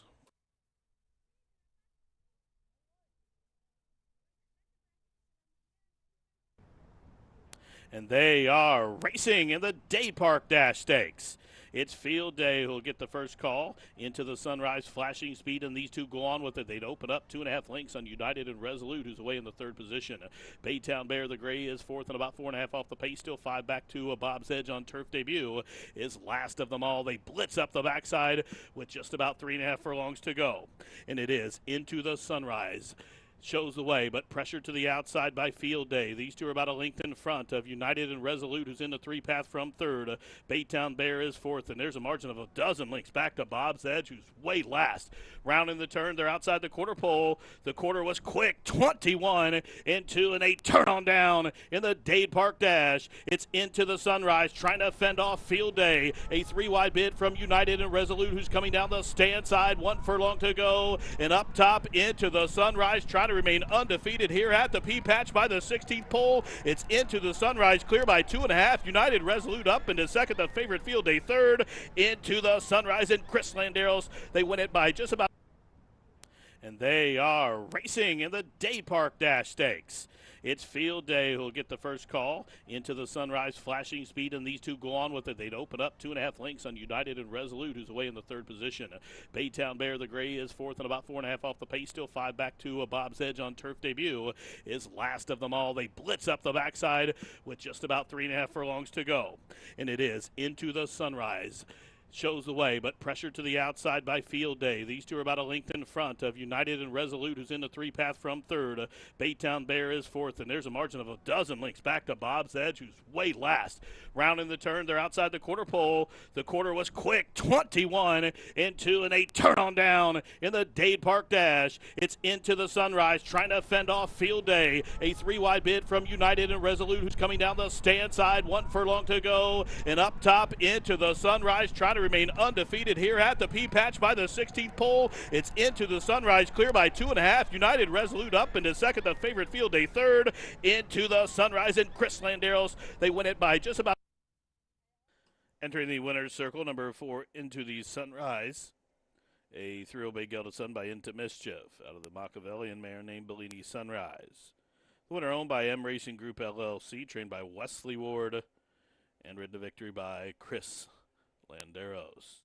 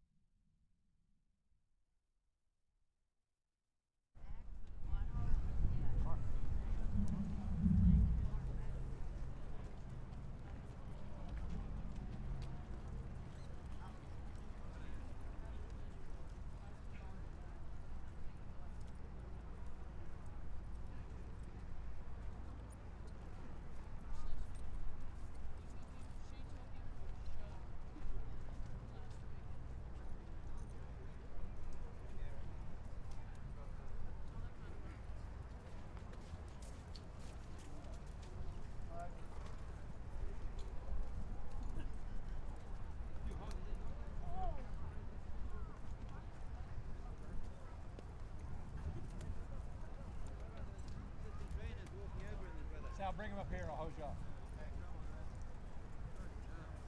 Very unpleasant.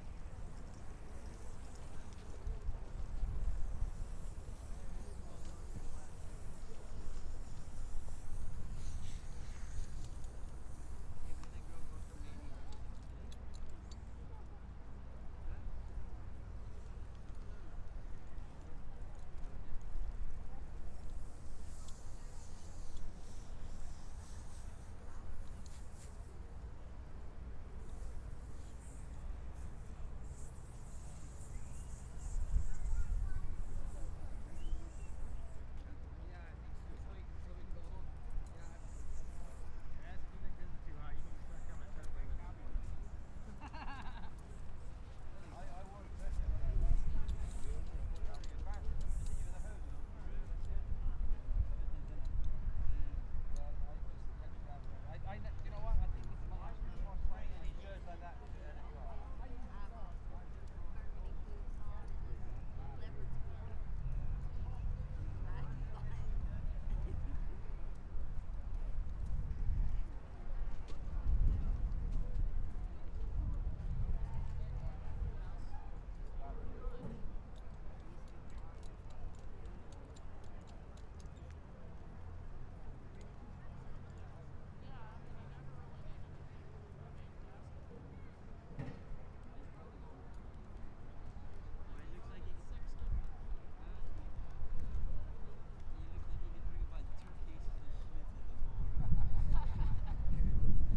The horses are in the paddock for the 5th race. It's a maiden special weight purse, $51,000 to race a mile. Field of 6 in there getting saddled, and this race does start your final pick 4, your late pick 4. And here in race 5, there are no program changes with the field of 6. All the heat right now on number 5, Sheffy, currently 3-5 on the board. Number 5, Sheffy, is a 3-year-old son of Quality Road, getting the saddle put on by the assistant for Brad Cox and valet Ronnie Shelton. And this one gets the services of Florent Giroux, who Sheffy, who exits a 3rd place finish and beaten, looks like 2.5 lengths by Warrior in Chief at Churchill Downs. That was the 2nd start. The first one stretching out to the route distance, and I think this one's going to be awfully tough in here. And I agree with the people's pick now, 3-5. Sheffy, it's going to be my top pick as well. To the inside, number 1, Casual Affair. This is the son of Into Mischief. And we just seen the son of Into Mischief win the previous race here. And this one is owned by Godolphin, trained by Brendan Walsh. And on debut, Casual Affair at Keeneland back in April flew from the 7th position and had a big, long, sustained rally to just miss. Was 2nd, beaten 3/4 of a length. Came back, was the favorite in his subsequent start, turning back a touch that day at the 6 furlong distance, and just got absolutely annihilated leaving the starting gate, and it made a bid and then couldn't overcome all that and kind of hung. But stretches out to the mile here. Carrying the blue silks of Godolphin will be James Graham, and currently 5-2 on the board on that son of Into Mischief. For 3rd, number 6 to the far outside, Maximus Aurelius. This one is a son of Tappet, racing for the powerful Judd Mott, and Hall of Famer Bill Mott has the call. Now this one, nothing to really write home about on debut. Was 7th, beat 2 horses on debut, but the horse took a lot of money that day in a field of 9, was beaten by Continuation, and this one currently is 4-1 on the tote board. And like I said, stretching out. I expect this horse with a much better start today. Should be part of the early going as well for Bill Mott, as you'll see Martin Garcia there getting some instructions there in the paddock.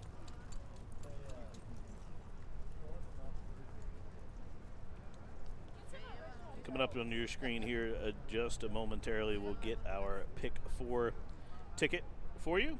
It's a $36 play, as we will go with those 3 horses here in this opening leg. And we'll use the 1, 5, and 6 here. It's a 50-cent base bet Again, the one we spoke of, Casual Affair, number 5, Sheffy, and number 6, Maximus Aurelius. That one took a lot of money on debut. Continuation, of course, came back, won that race, came back and won here at Ellis Park for Kabisky. Dominant victory the other day. So we'll go 1, 5, 6 in the open leg. We're going to spread out in race 6. We're going to go 1, 3, 4, 5, 7, and 10. That's a loaded filly 2-year-old special weight. We want as much coverage as possible. The 7th race, we'll tighten it up a bit. We'll use 3, Violent Pass. Number 4, Regular Guy, who I like a bit at a price. Number 5, Hosier. Now, Hosier is 7-5 on the morning line, but he's coming back quick off that poor performance in the Ohio Derby. Now, he does get some class relief, but he's coming back off 9 days rest. Gentle Warrior is another one at a price, 20-1 on the morning line. And we'll close out the ticket with number 1, Dominga, 5-2, daughter of Ghost Sapper for the Don Alberto stable, and Brad Cox off that victory in that 3X at Churchill. 1, 5, 6 with 1, 3, 4, 5, 7, 10 with 3, 4, 5, 6, and we'll single Dominga on the back end, $36 play. We're getting riders up orders. They'll be on the track in just a minute.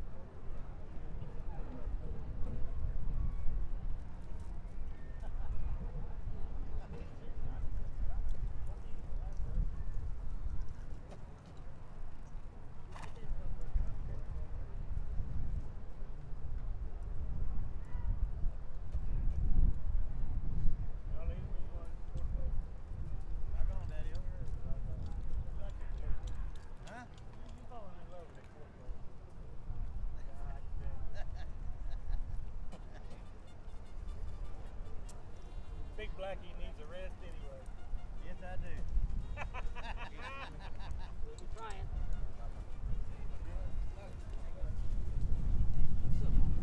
What's going on?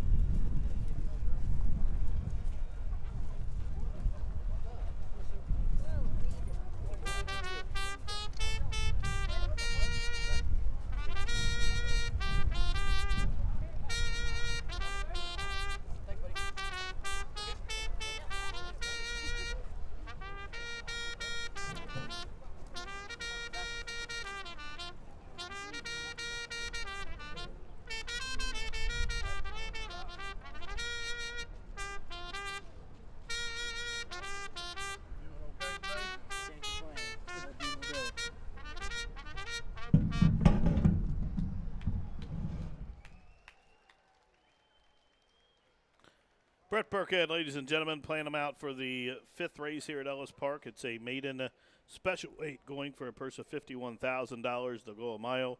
Field of 6 in here, no changes. Win, play, show, exact to try. Super, daily double, pick 3, and it starts at late pick 4. Post time in just about 4 minutes.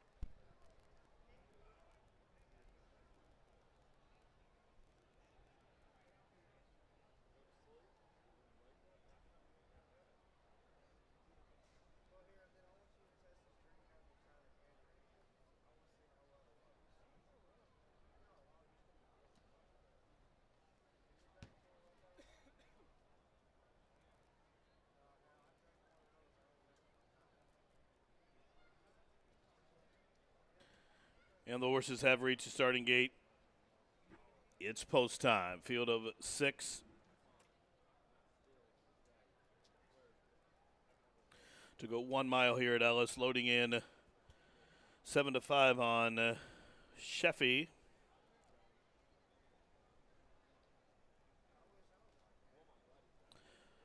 Maximus Aurelius to the outside.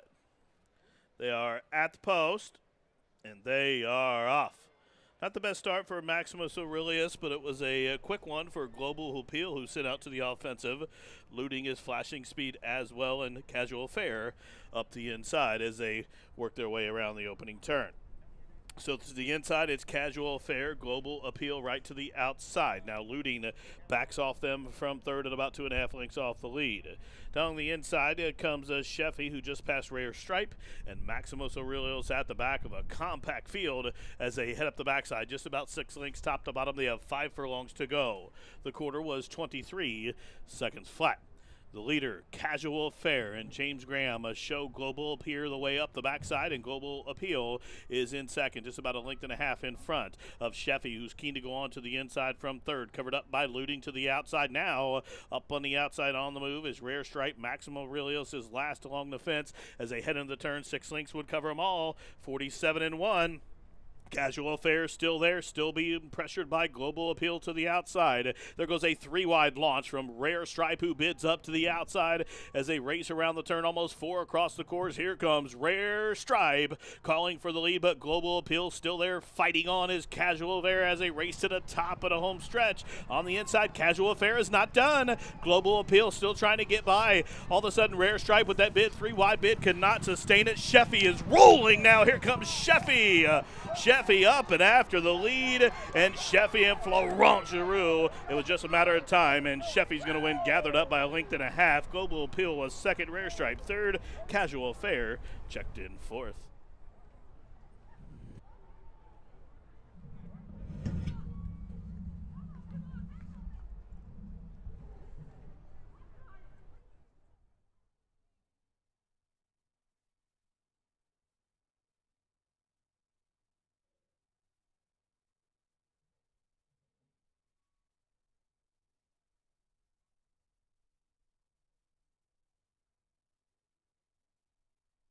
Judges posted the top 4 finishers. Winner 5, Sheffy. Second, the 2, Global Appeal. Third, number 4, Rare Stripe. Fourth, number 1, Casual Affair. 5, 2, 4, 1.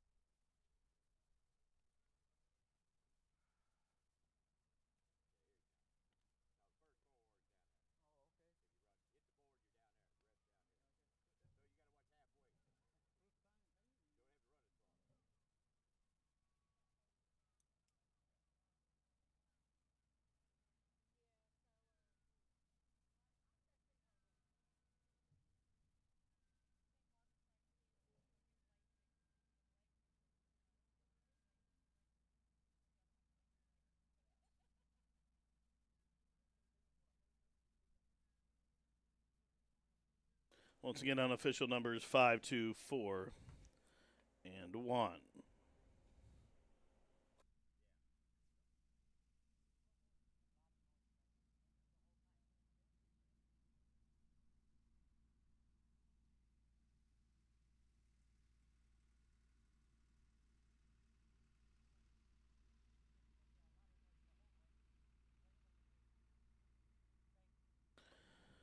Entering the winner's circle, number 5, Sheffy. He runs him down late to win going away. Gathered up. Impressive victory here as he breaks his maiden. A 3-0 colt by Quality Road out of the factor mare named Skylar's Pass. Winner owned by the OXO Equine LLC of Lawrence Best, trained by Brad Cox. And Florent Giroux, the winning jockey, number 5, Sheffy. Breaks maiden start number 3. Covers the mile out of the chute 136 and 3. Sheffy, impressive winner here. To start the pick 4, let go at 2-1 odds.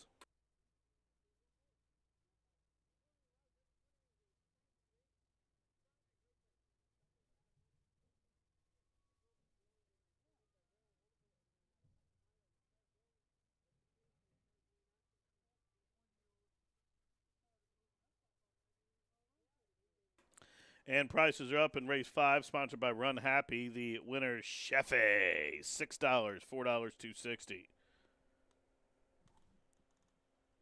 Trifecta was $61.20. The exacta $13. The daily double $14.70. Pick 3 $58.45. 10-cent superfecta $13.38.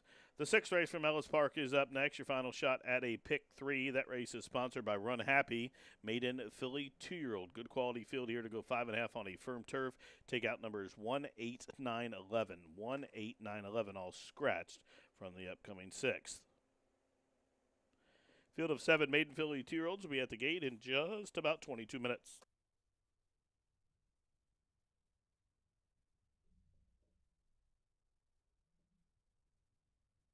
They are at the post, and they are off.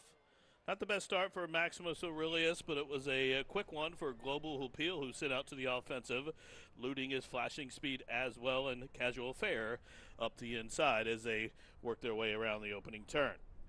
So to the inside, it's Casual Fair, Global Appeal right to the outside. Now Looting backs off them from third at about 2.5 lengths off the lead. Down the inside comes Sheffy, who just passed Rare Stripe, and Maximus Aurelius at the back of a compact field as they head up the backside. Just about 6 lengths top to bottom. They have 5 furlongs to go. The quarter was 23 seconds flat. The leader, Casual Fair, and James Graham show Global Appeal the way up the backside, and Global Appeal is in second, just about 1.5 lengths in front of Sheffy, who's keen to go on to the inside from third, covered up by Looting to the outside. Now, up on the outside on the move is Rare Stripe. Maximo Aurelius is last along the fence as they head into the turn. 6 lengths would cover them all, 47-1. Casual Fair still there, still being pressured by Global Appeal to the outside. There goes a 3-wide launch from Rare Stripe, who bids up to the outside as they race around the turn, almost 4 across the course. Here comes Rare Stripe calling for the lead, but Global Appeal still there, fighting on as Casual Fair as they race to the top of the home stretch. On the inside, Casual Fair is not done. Global Appeal still trying to get by. All of a sudden, Rare Stripe with that bid, 3-wide bid, could not sustain it. Sheffy is rolling now. Here comes Sheffy. Sheffy up and after the lead, and Sheffy and Florent Giroux. It was just a matter of time, and Sheffy's going to win, gathered up by 1.5 lengths. Global Appeal, they are at the post, and they are off. Not the best start for Maximus Aurelius, but it was a quick one for Global Appeal, who sent out to the offensive, looting his flashing speed as well, and Casual Fair up the inside as they work their way around the opening turn. So to the inside, it's Casual Fair, Global Appeal right to the outside. Now Looting backs off them from third at about 2.5 lengths off the lead. Down the inside comes Sheffy, who just passed Rare Stripe, and Maximus Aurelius at the back of a compact field as they head up the backside. Just about 6 lengths top to bottom. They have 5 furlongs to go. The quarter was 23 seconds flat. The leader, Casual Affair, and James Graham show Global Appeal the way up the backside, and Global Appeal is in second, just about a length and a half in front of Sheffy, who's keen to go on to the inside from third, covered up by Looting to the outside. Now up on the outside on the move is Rare Stripe. Maximo Aurelius is last along the fence as they head into the turn. 6 lengths would cover them all. 47 and 1.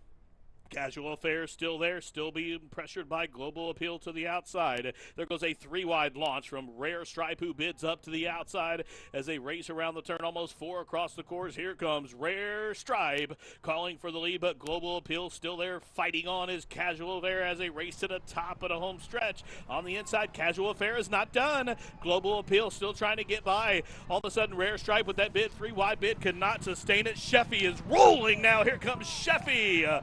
Sheffy up and after the lead, and Sheffy and Florent Giroux. It was just a matter of time, and Sheffy's going to win, gathered up by a length and a half. Global Appeal. All of a sudden, Rare Stripe with that bid, 3-wide bid, could not sustain it. Sheffy is rolling now. Here comes Sheffy. Sheffy up and after the lead, and Sheffy and Florent Giroux. It was just a matter of time, and Sheffy's going to win, gathered up by a length and a half. Global Appeal.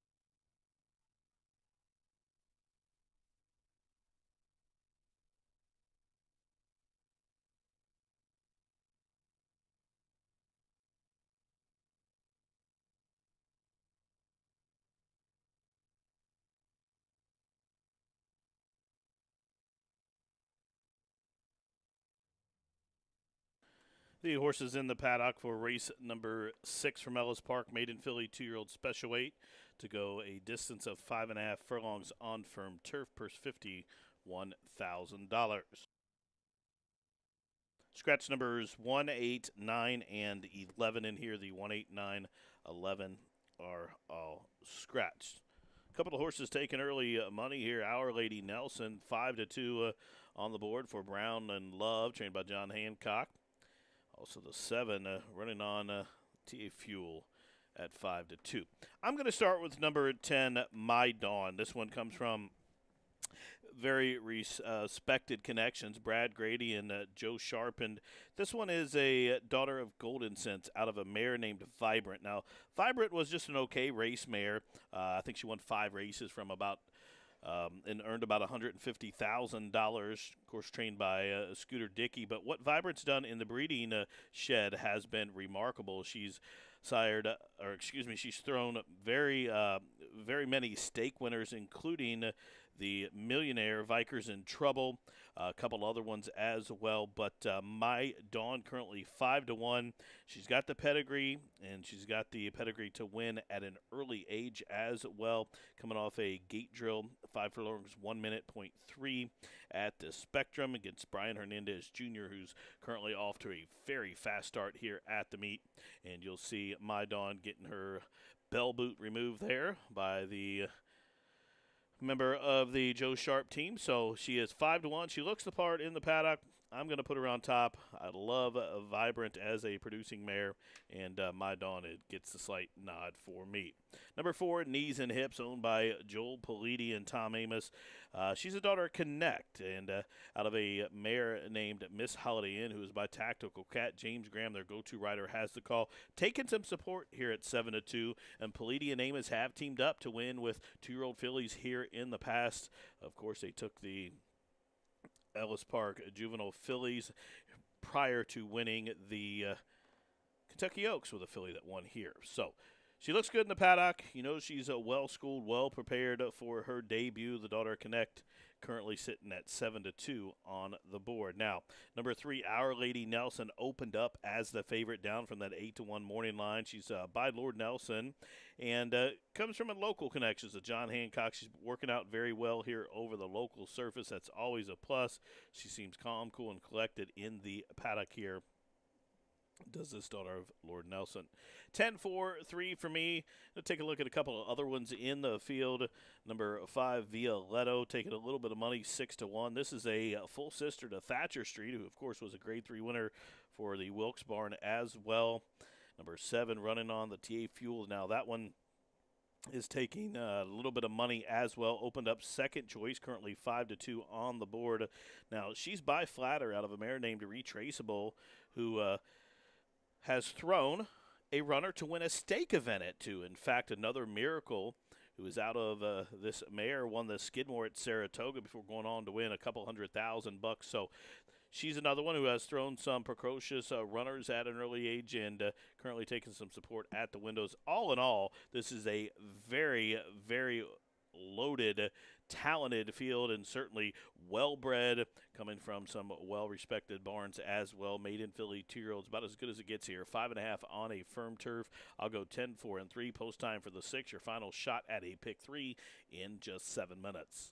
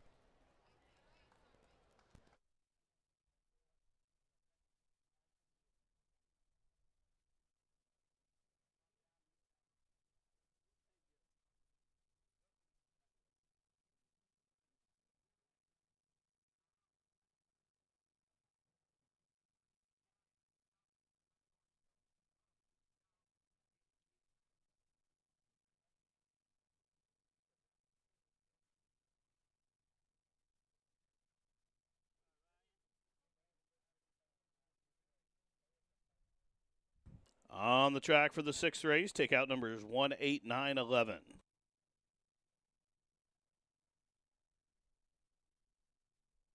Sixth race, Exacta Try Super Daily Double Pick 3, post time in 5 minutes.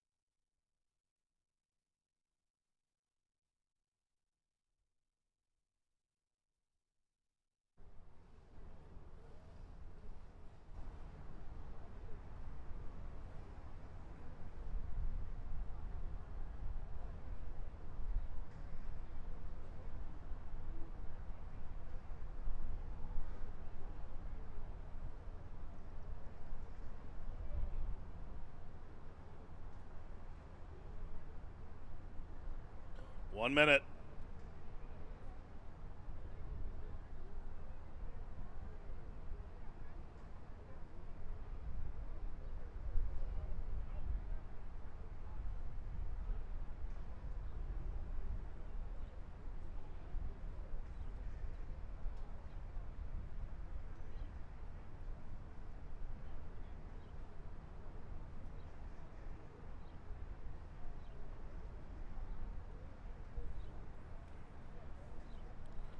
And the maiden filly 2-year-olds have reached the starting gate. It is now post time. 5-2 on Our Lady Nelson. Jockey off the 6, a lot to like.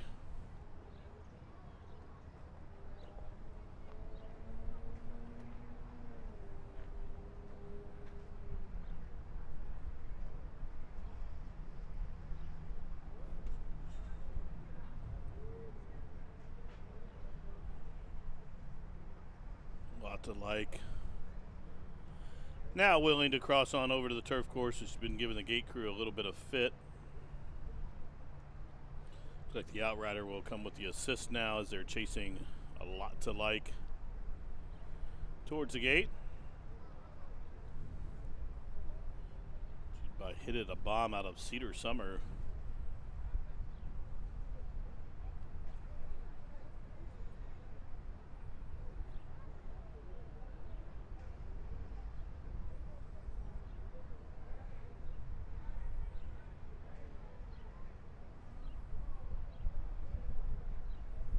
Running on the TA Fuel. They're at the post, and they are racing. Quick start for Our Lady Nelson. A lot to like his flashing speed. Not the best start for Violetto, who's out at the back. So up the backside they go, chasing Our Lady Nelson. A lot to like, pressures up to the outside. There's a margin of about a length and a half back to My Dawn, who settles along in third to the inside. Roses for Ashley fourth. Running on the TA Fuel is fifth and sixth off the pace. Knees and Hips and the Pallidi Silks have about 8 lengths to raise. Violetto is next as they race into the turn. Up top, it's Our Lady Nelson. There's a lot to like, who pokes her neck in front, and a lot to like shows the way. Our Lady Nelson, but My Dawn is moving well in hand on the far turn run as Roses for Ashley being implored up the fence from the backfield. Violetto is finishing strong. Here's the Daughter of Street Sense. She's parked out wide, but closing in with a quick turn of foot. Here comes Violetto up and after the lead. My Dawn to the inside second. Up the inside, Knees and Hips is running a good one. 1/16 left. Violetto trying to get past My Dawn. It's Knees and Hips who's probing up the fence. Here comes Knees and Hips. Knees and Hips in a rail run performance here to break maiden on debut and stops the timer in 105 flat. Knees and Hips and James Graham in a surgical-like procedure sliding through along the fence to win on debut in 105 flat.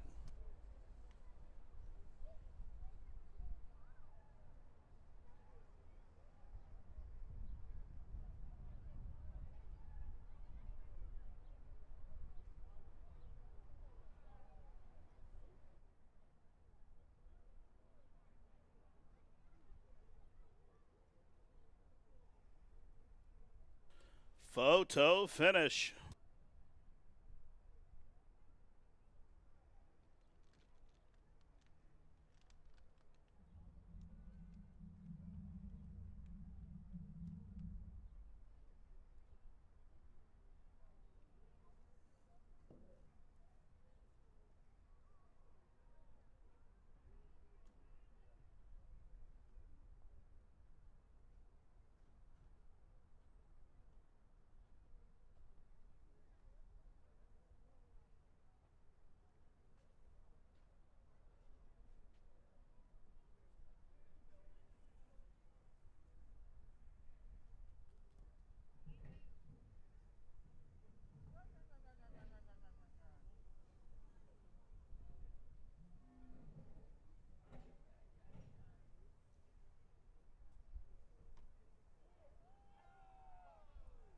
And number 4, Knees and Hips, gets it done here for Joe Pallidi and Tom Amos, as the placing judges have posted her as your unofficial winner. Second, number 5, Good Run from Violetto.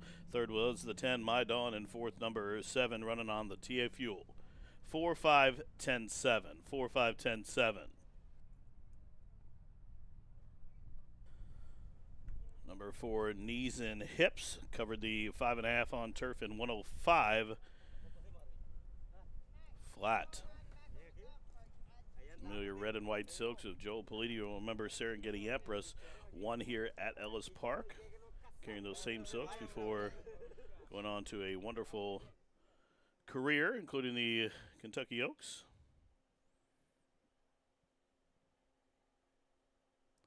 Once again, 4-5-10-7.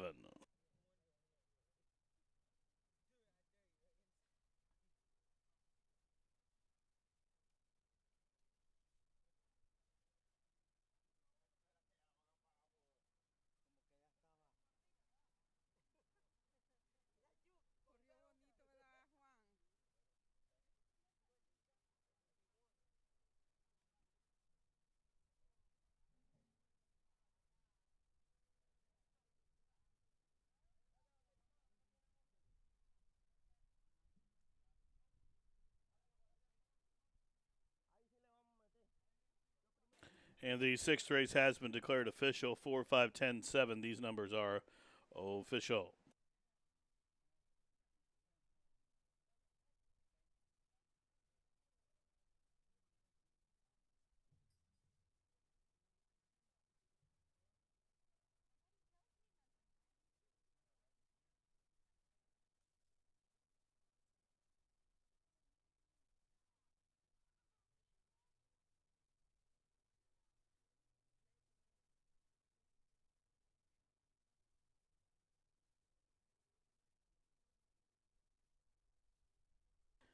Entering the winner's circle, good-looking debut performance here. She comes from second last and flies up the fence to win to break her maiden. Here she is, number 4, knees and hips. A 2-year-old dark bear brown daughter by Connect out of the tactical cat mare named Miss Holiday Inn. The winner's owned by Joel Politi, trained by Tom Amos, and James Graham, the winning jockey. Knees and hips on debut. Again, covered the 5.5 on firm turf, 105.15 seconds.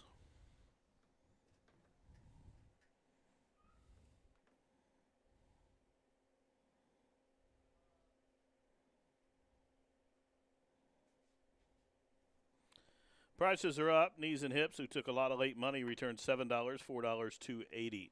Exacta $22.30. Trifecta $44.20. Daily double $8.50. Pick 3, $26. Dime Super, $34.73. Up next, the 7th race from Ellis Park. Post time is in 21 minutes. Race numbers 7, scratch numbers 2 and 8. The 2 Soros and the 8 Beachwalker both have been scratched. A mile on the main in 21 minutes to start your final shot at a daily double.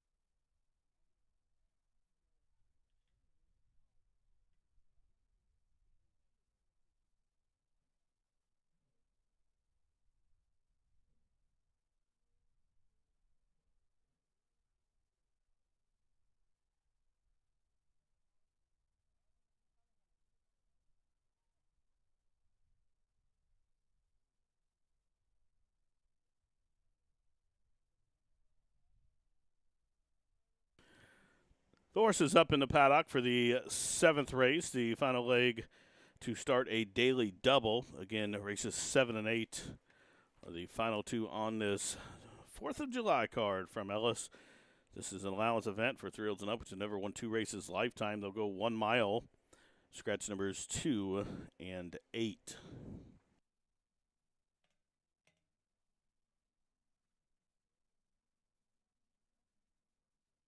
So a field of 6 left to go in here.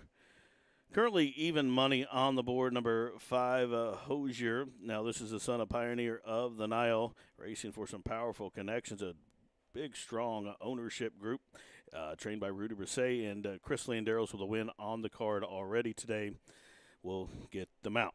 Now this one exits a poor performance. In fact, the worst one of his career in Ohio up at Thistledowns near Cleveland, where he was up and after the pace and faded. Was nice, beating 24 lengths in the Ohio Derby. That was a grade 3 event. Prior to that, he just missed in the Sir Barton at Pimlico, where he was second beaten ahead after making the lead and just got outgamed there on the wire. Now this one currently even money on the board. Quick turnaround is the only concern here. 9 days rest after shipping up to Ohio in that graded race, stake race coming off the brief freshening. But if the horse wasn't full 100%, Rudy wouldn't enter the horse in here. And I think this is just a confidence builder to get the horse back on track. This is probably the easiest race of his career. As you'll see, the last 4 starts have been exclusively in stakes company, including a grade 1, grade 2, and a grade 3. Back in a lifetime conditional race here, and looks to getting back on track. Now, number 6, Gentle Warrior, is a big number on the morning line, 20-1 down to 11-1. And I'm going to throw this in for a price. I wanted some price horses in behind the 5, and I think Gentle Warrior could wake up. This one was only beaten 3 lengths in a good quality first-level allowance race at Indiana, but that was also an 18,000 optional claiming. So he's in against horses who've only won 2 races in their life this time. However, the last 2 starts, those were open optional claimers, meaning some of the horses went for a claiming tag. Now, there are several horses in there that have won 7, 8, 9, 10 races, made a few $100,000. So coming back to this straight restricted non-2, I'm going to give him a little shot here, worth a look at 11-1. Now, number 3, Violent Pass, made the first start off over a year layoff last start at Churchill Downs. Prompted the pace going the sprint distance, and I think that was just a tightener to get this horse back going. He is better, obviously, at a route distance, and Violent Pass 7-2. Getting back to this route distance is my third choice, 5-6-3 for me.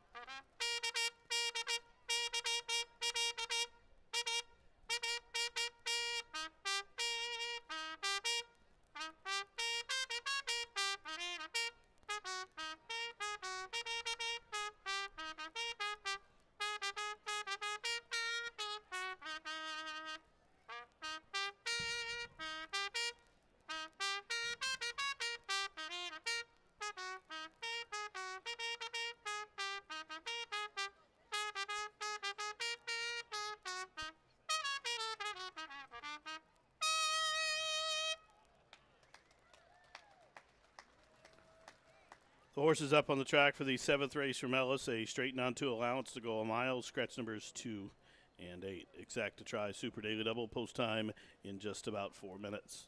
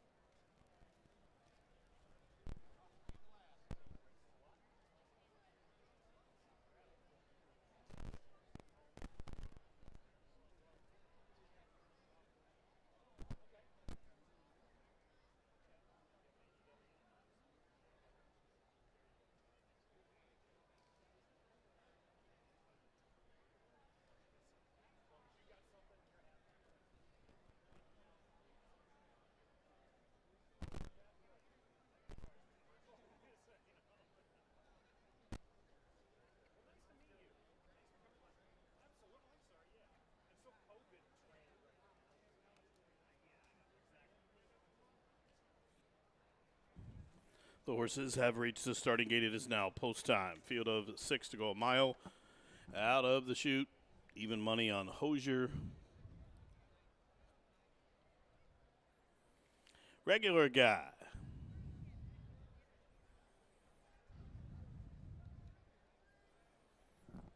Hosier goes in. Gentle Warrior moving into line. And Sol del Sur, first off the claim, loads up to the outside. In the red and white, they're at the post. And they are racing. Good start for all. Violent Pass with an alert beginning. Also aptly away. Regular Guy. Hosier is a 3 wide, racing in third. Sol del Sur off the gate in fourth. As Hosier takes off that speed, he's back into fourth. Now Gentle Warrior is fifth. Still a couple lengths further back to Fort Knox, who's sixth and trailing. They approach the backstretch run with 6 furlongs to go. Aiming at Violent Pass. Pressured by Sol del Sur to the outside in second. Regular Guy is racing along in the third position. Then a link for the back, Gentle Warrior to the inside of him in fourth. Hosier, the favorite, is fifth and about 4.5 off the pace, and another dozen back to Fort Knox, who is last. 4.5 furlongs to go. The quarter was 23 and 3. They continue to run up the backside. They pass the half-mile pole where Violent Pass just narrowly leads Sol del Sur. These two on even terms. Up the inside is Gentle Warrior. Up on the outside, Regular Guy launches his assault to the outside. Meanwhile, Hosier is fifth. He's starting to close in. He's going to be parked wide, though, as they race around the turn behind a half, 46 and 3/5 seconds. Top of the home stretch with a quarter mile to go. It's Sol del Sur trying to pull a big upset first off the claim. Violent Pass to the inside. Here's a 4-wide brush from Hosier, who's under the weapon, coming at him and coming on top of the home stretch. Sol del Sur trying to put away up pesky Violent Pass. Here comes Hosier, who's coming at him and coming on. He just switched leads by the furlong grounds, and he's in front of Regular Guy by a half a side, 1/16 left. Hosier trying to hold Regular Guy, who's lunging to the inside, down to the wire. Hosier is back to his winning ways. He wins by about a half a length. Regular Guy fought on well to be second. Sol del Sur was third, and Violent Pass checked in fourth.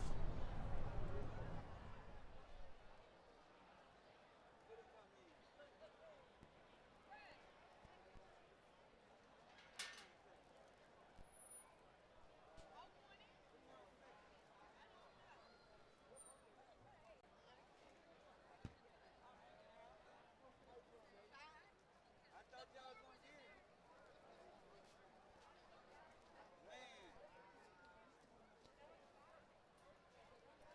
Man. We really bad, and you know.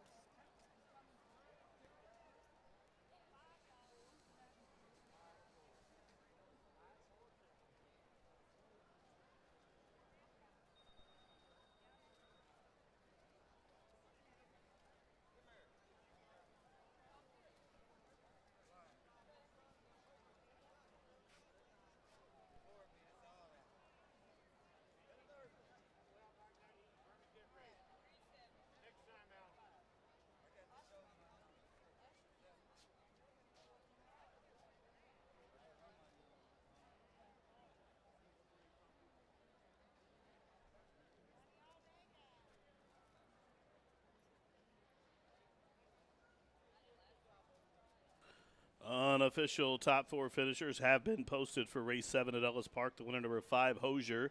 Second, number 4, Regular Guy. Third, number 7, Sol del Sur.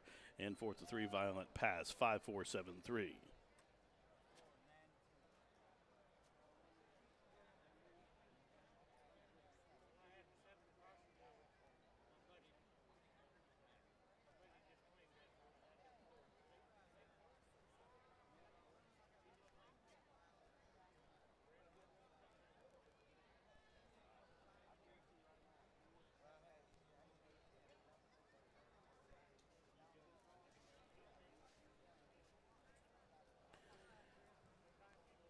Into the winner's circle, number 5, Hosier, a 3-year-old bay colt by Pioneer of the Nile, out of the Henny Hughes mare named Mary Meadow. The winner is owned by the partnership of SF Racing, Starlight Racing, the Matakit Stables, Stone Street Stables, and Golconda Stables. Trained by Rudy Reset with Chris Landeros up top. That's 2 wins on the card for jockey Chris Landeros. Number 5, Hosier, now a 2-time winner. Covered the mile 136 and 2, 136.41 seconds.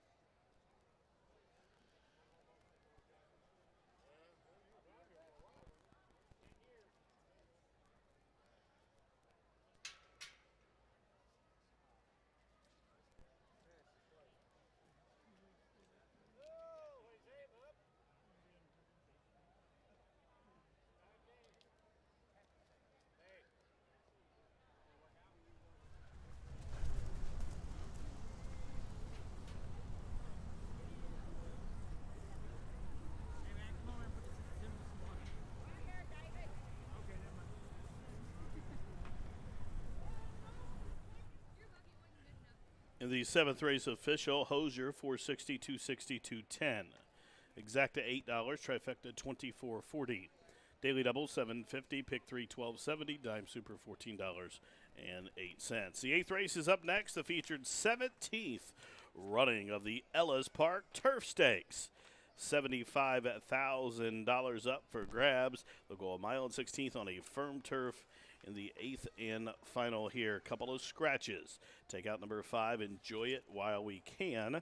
Also scratch the 7, Al Nassim. The 5 and 7 scratch from the Ellis Park turf. That leaves a field of 6. Take out the Super High 5. That will carry into Thursday's card. Wagering options, win, play, show, exacta, try, and superfecta wagering. The 17th running of the Ellis Park Turf Stakes is up next in 17 minutes.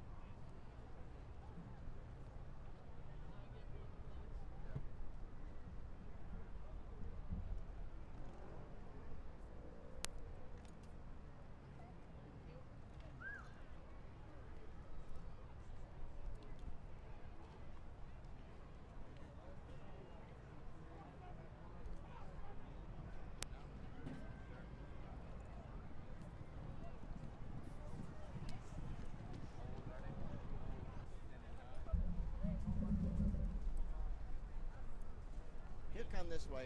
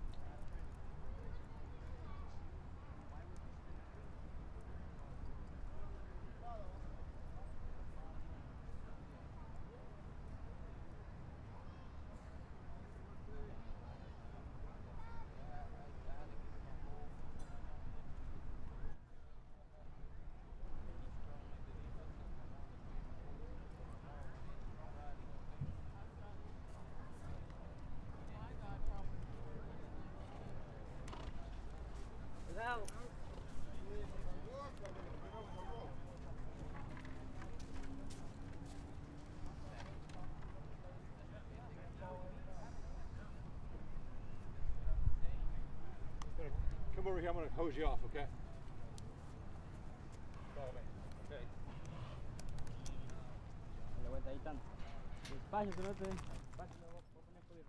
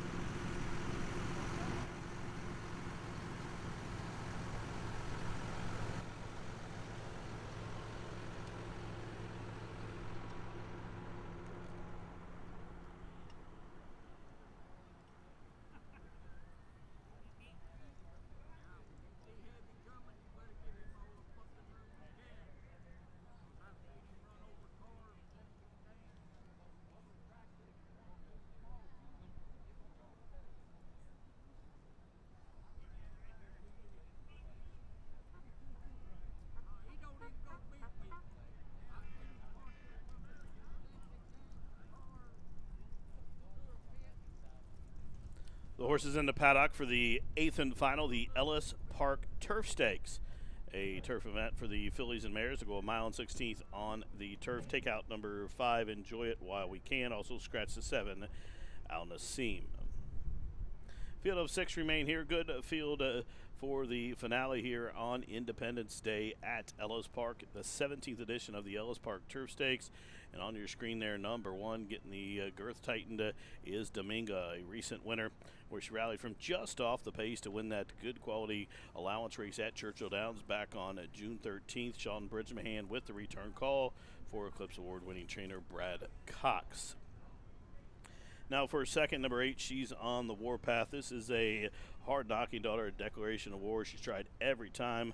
Multiple stakes winner who's made $387,000 with 6 wins from 17 starts.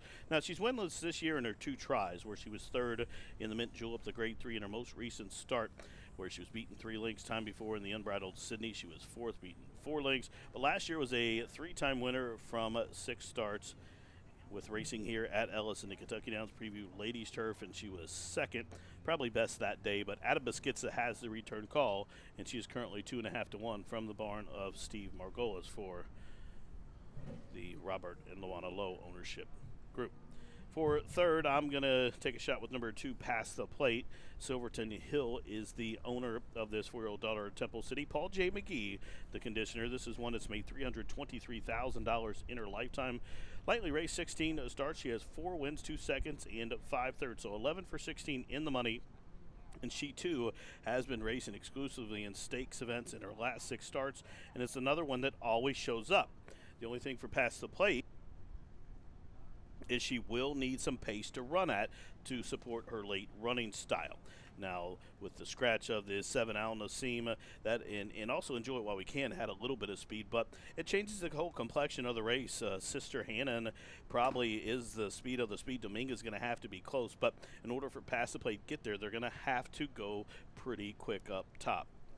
But I think she'll be on the ticket. I'm going to use her third. She tries every time. 182 in a good quality Ellis Park turf stake to close out the show here on the 4th of July. Good luck.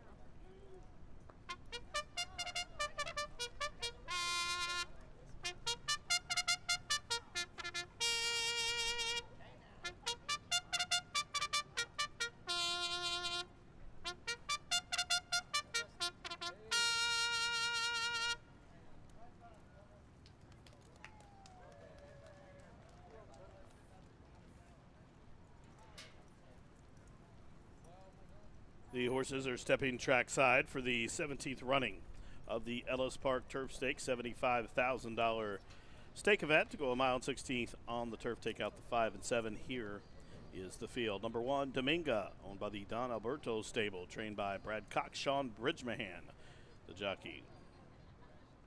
Number 2 will carry the silks of Silverton Hill. She's past the plate. She's trained by Paul McGee and will be ridden by Joe Talamo. The 3, Sister Hannon, owned by the Samaya U.S. Stables, trained by Ben Colebrook, James Graham in the irons. Number 4 is Nope, owned in partnership by the Andrew Farm, Windmill Manor Farm, Mrs. Paul Shanahan, H&R Not That Horse Racing LLC, and the Total Thoroughbreds Incorporated, trained by Brendan Walsh, Julian Lapau, the jockey. Scratch number 5, Enjoy It While We Can. The 6, High Regard, carrying the green and white silks of G. Watts Humphrey Jr., trained by Vicky Oliver, Rafael Bejarano in the saddle.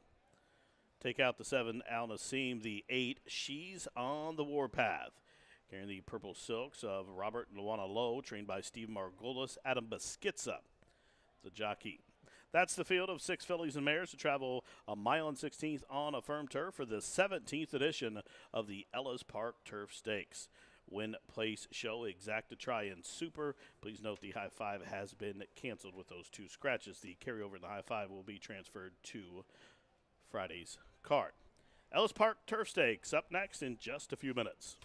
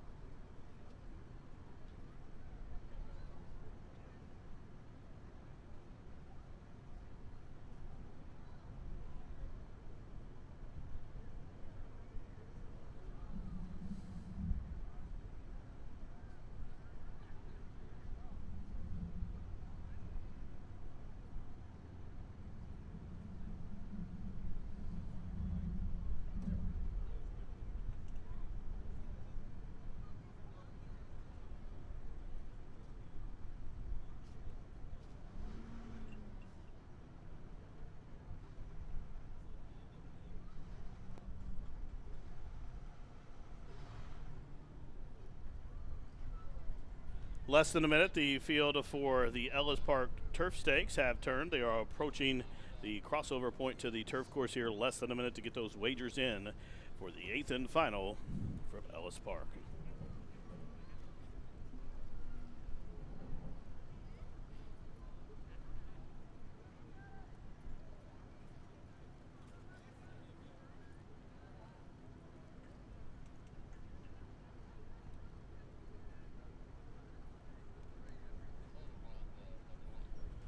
And the horses are crossing on over to the turf course. The first one to go over, Dominga. Dominga 3-2 crossing over now. Past the plate, Sister Hannon are the next two to go over. Nope. Crossing over. High Regard next, and then she's on the warpath. Dominga's locked up past the plate, coming forward 4-1 on past the plate. Sister Hannon 13-1.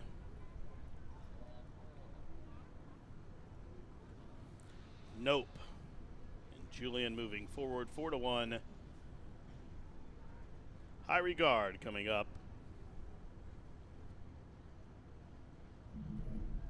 She's in, just waiting on She's on the warpath to the outside.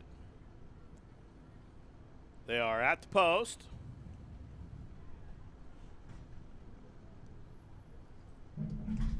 And they are racing in the 17th running of the Ellis Park Turf Stakes. And it's She's on the warpath who barrels out. There goes the favorite, Dominga, up and after the lead.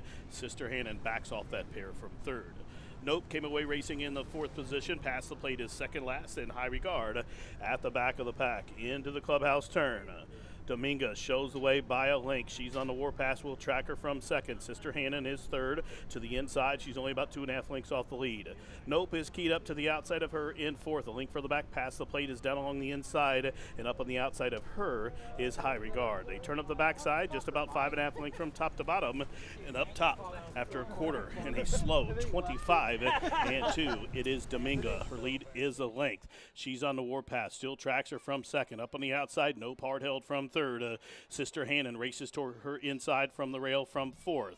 High Regard races to the outside of past the plate, who is now last up the backside. They continue. They pass the half-mile pole. Entry into the far turn. Half mile, they walked it 50-3.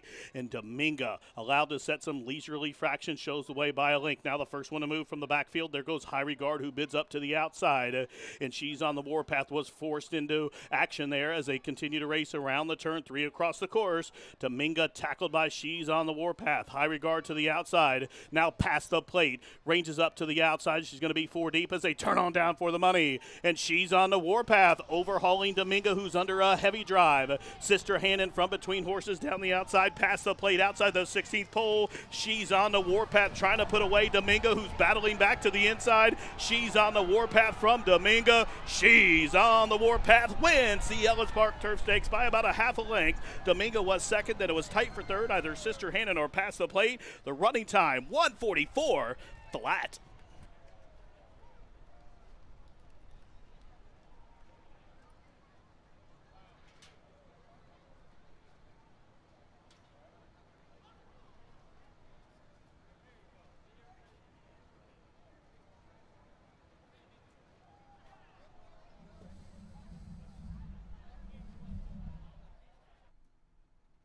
The placing judges posting the top 2 finishers. Winner number 8, She's on the warpath. Second, number 1, Dominga. They've called for a photograph for third. 8-1 photo finish.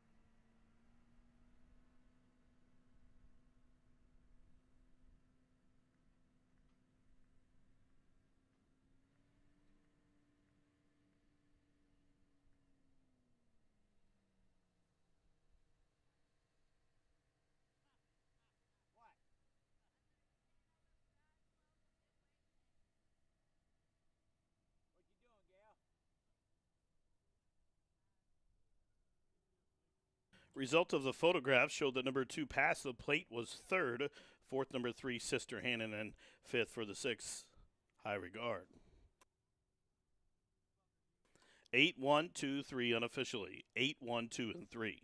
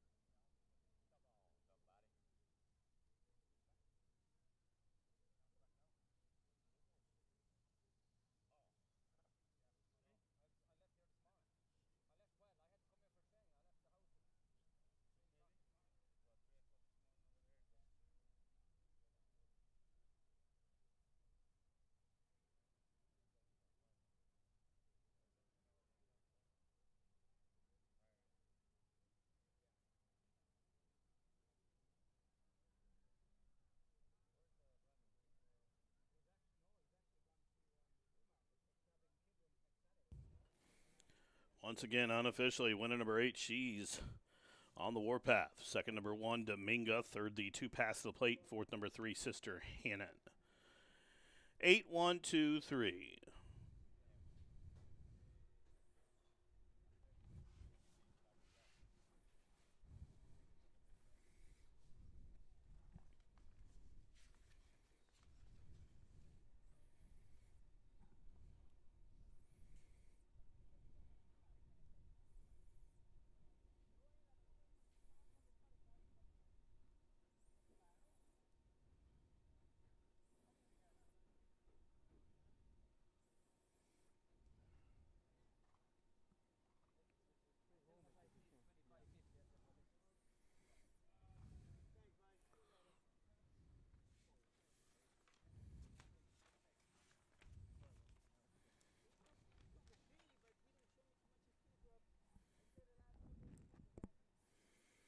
Entering the winner's circle, number 8, She's on the warpath. Gritty performance here to take the Ellis Park Turf Stakes. A 5-year-old bay mare by declaration of war out of the distorted humor mare named Ha Ha Tonka. The winner's owned by Robert E. and Luana L. Lowe. Trained by Steve Margolis. Ridden to victory by Adam Beschizza. She's on the warpath. Adds another stake race to her impressive resume as she picks up her 7th lifetime victory from 18 career starts. The winner covered the mile and 16th on firm turf with the rail outward in 144 flat. And She's on the warpath has been declared your official winner.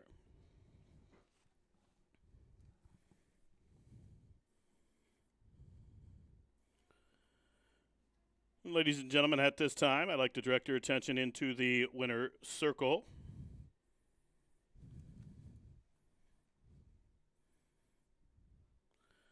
Where a trophy presentation to be made to the official winner of the 17th running of the Ellis Park Turf Stakes. Number 8, She's on the warpath. She's on the warpath, owned by Robert and Luana Lowe, Steve Margolis, Adam Beschizza up in the winner's circle. Steve Margolis and Adam Beschizza accepting the trophy, making the trophy presentation, Jeff Inman.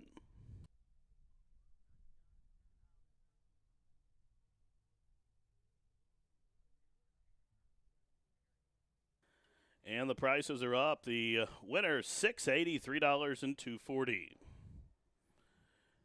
The exacta 8 and 1, $5.40. Trifecta $9.15. The double 8.10. Pick 3 $24.90. Pick 4 $60.30. The pick 5 $135.65. Conso 4 of 5 $3.60. Dime Super $3.52. Well, race fans, that wraps up this full opening week of racing from Ellis Park. Live racing returns to our normal Friday, Saturday, Sunday schedule next Friday. Next Friday, live racing returns, another 8-race card, another 12:50 post. From all of us here at the track, thanks for coming out for July 4th at the track, and we hope you have a wonderful rest of your evening. Be safe, everyone.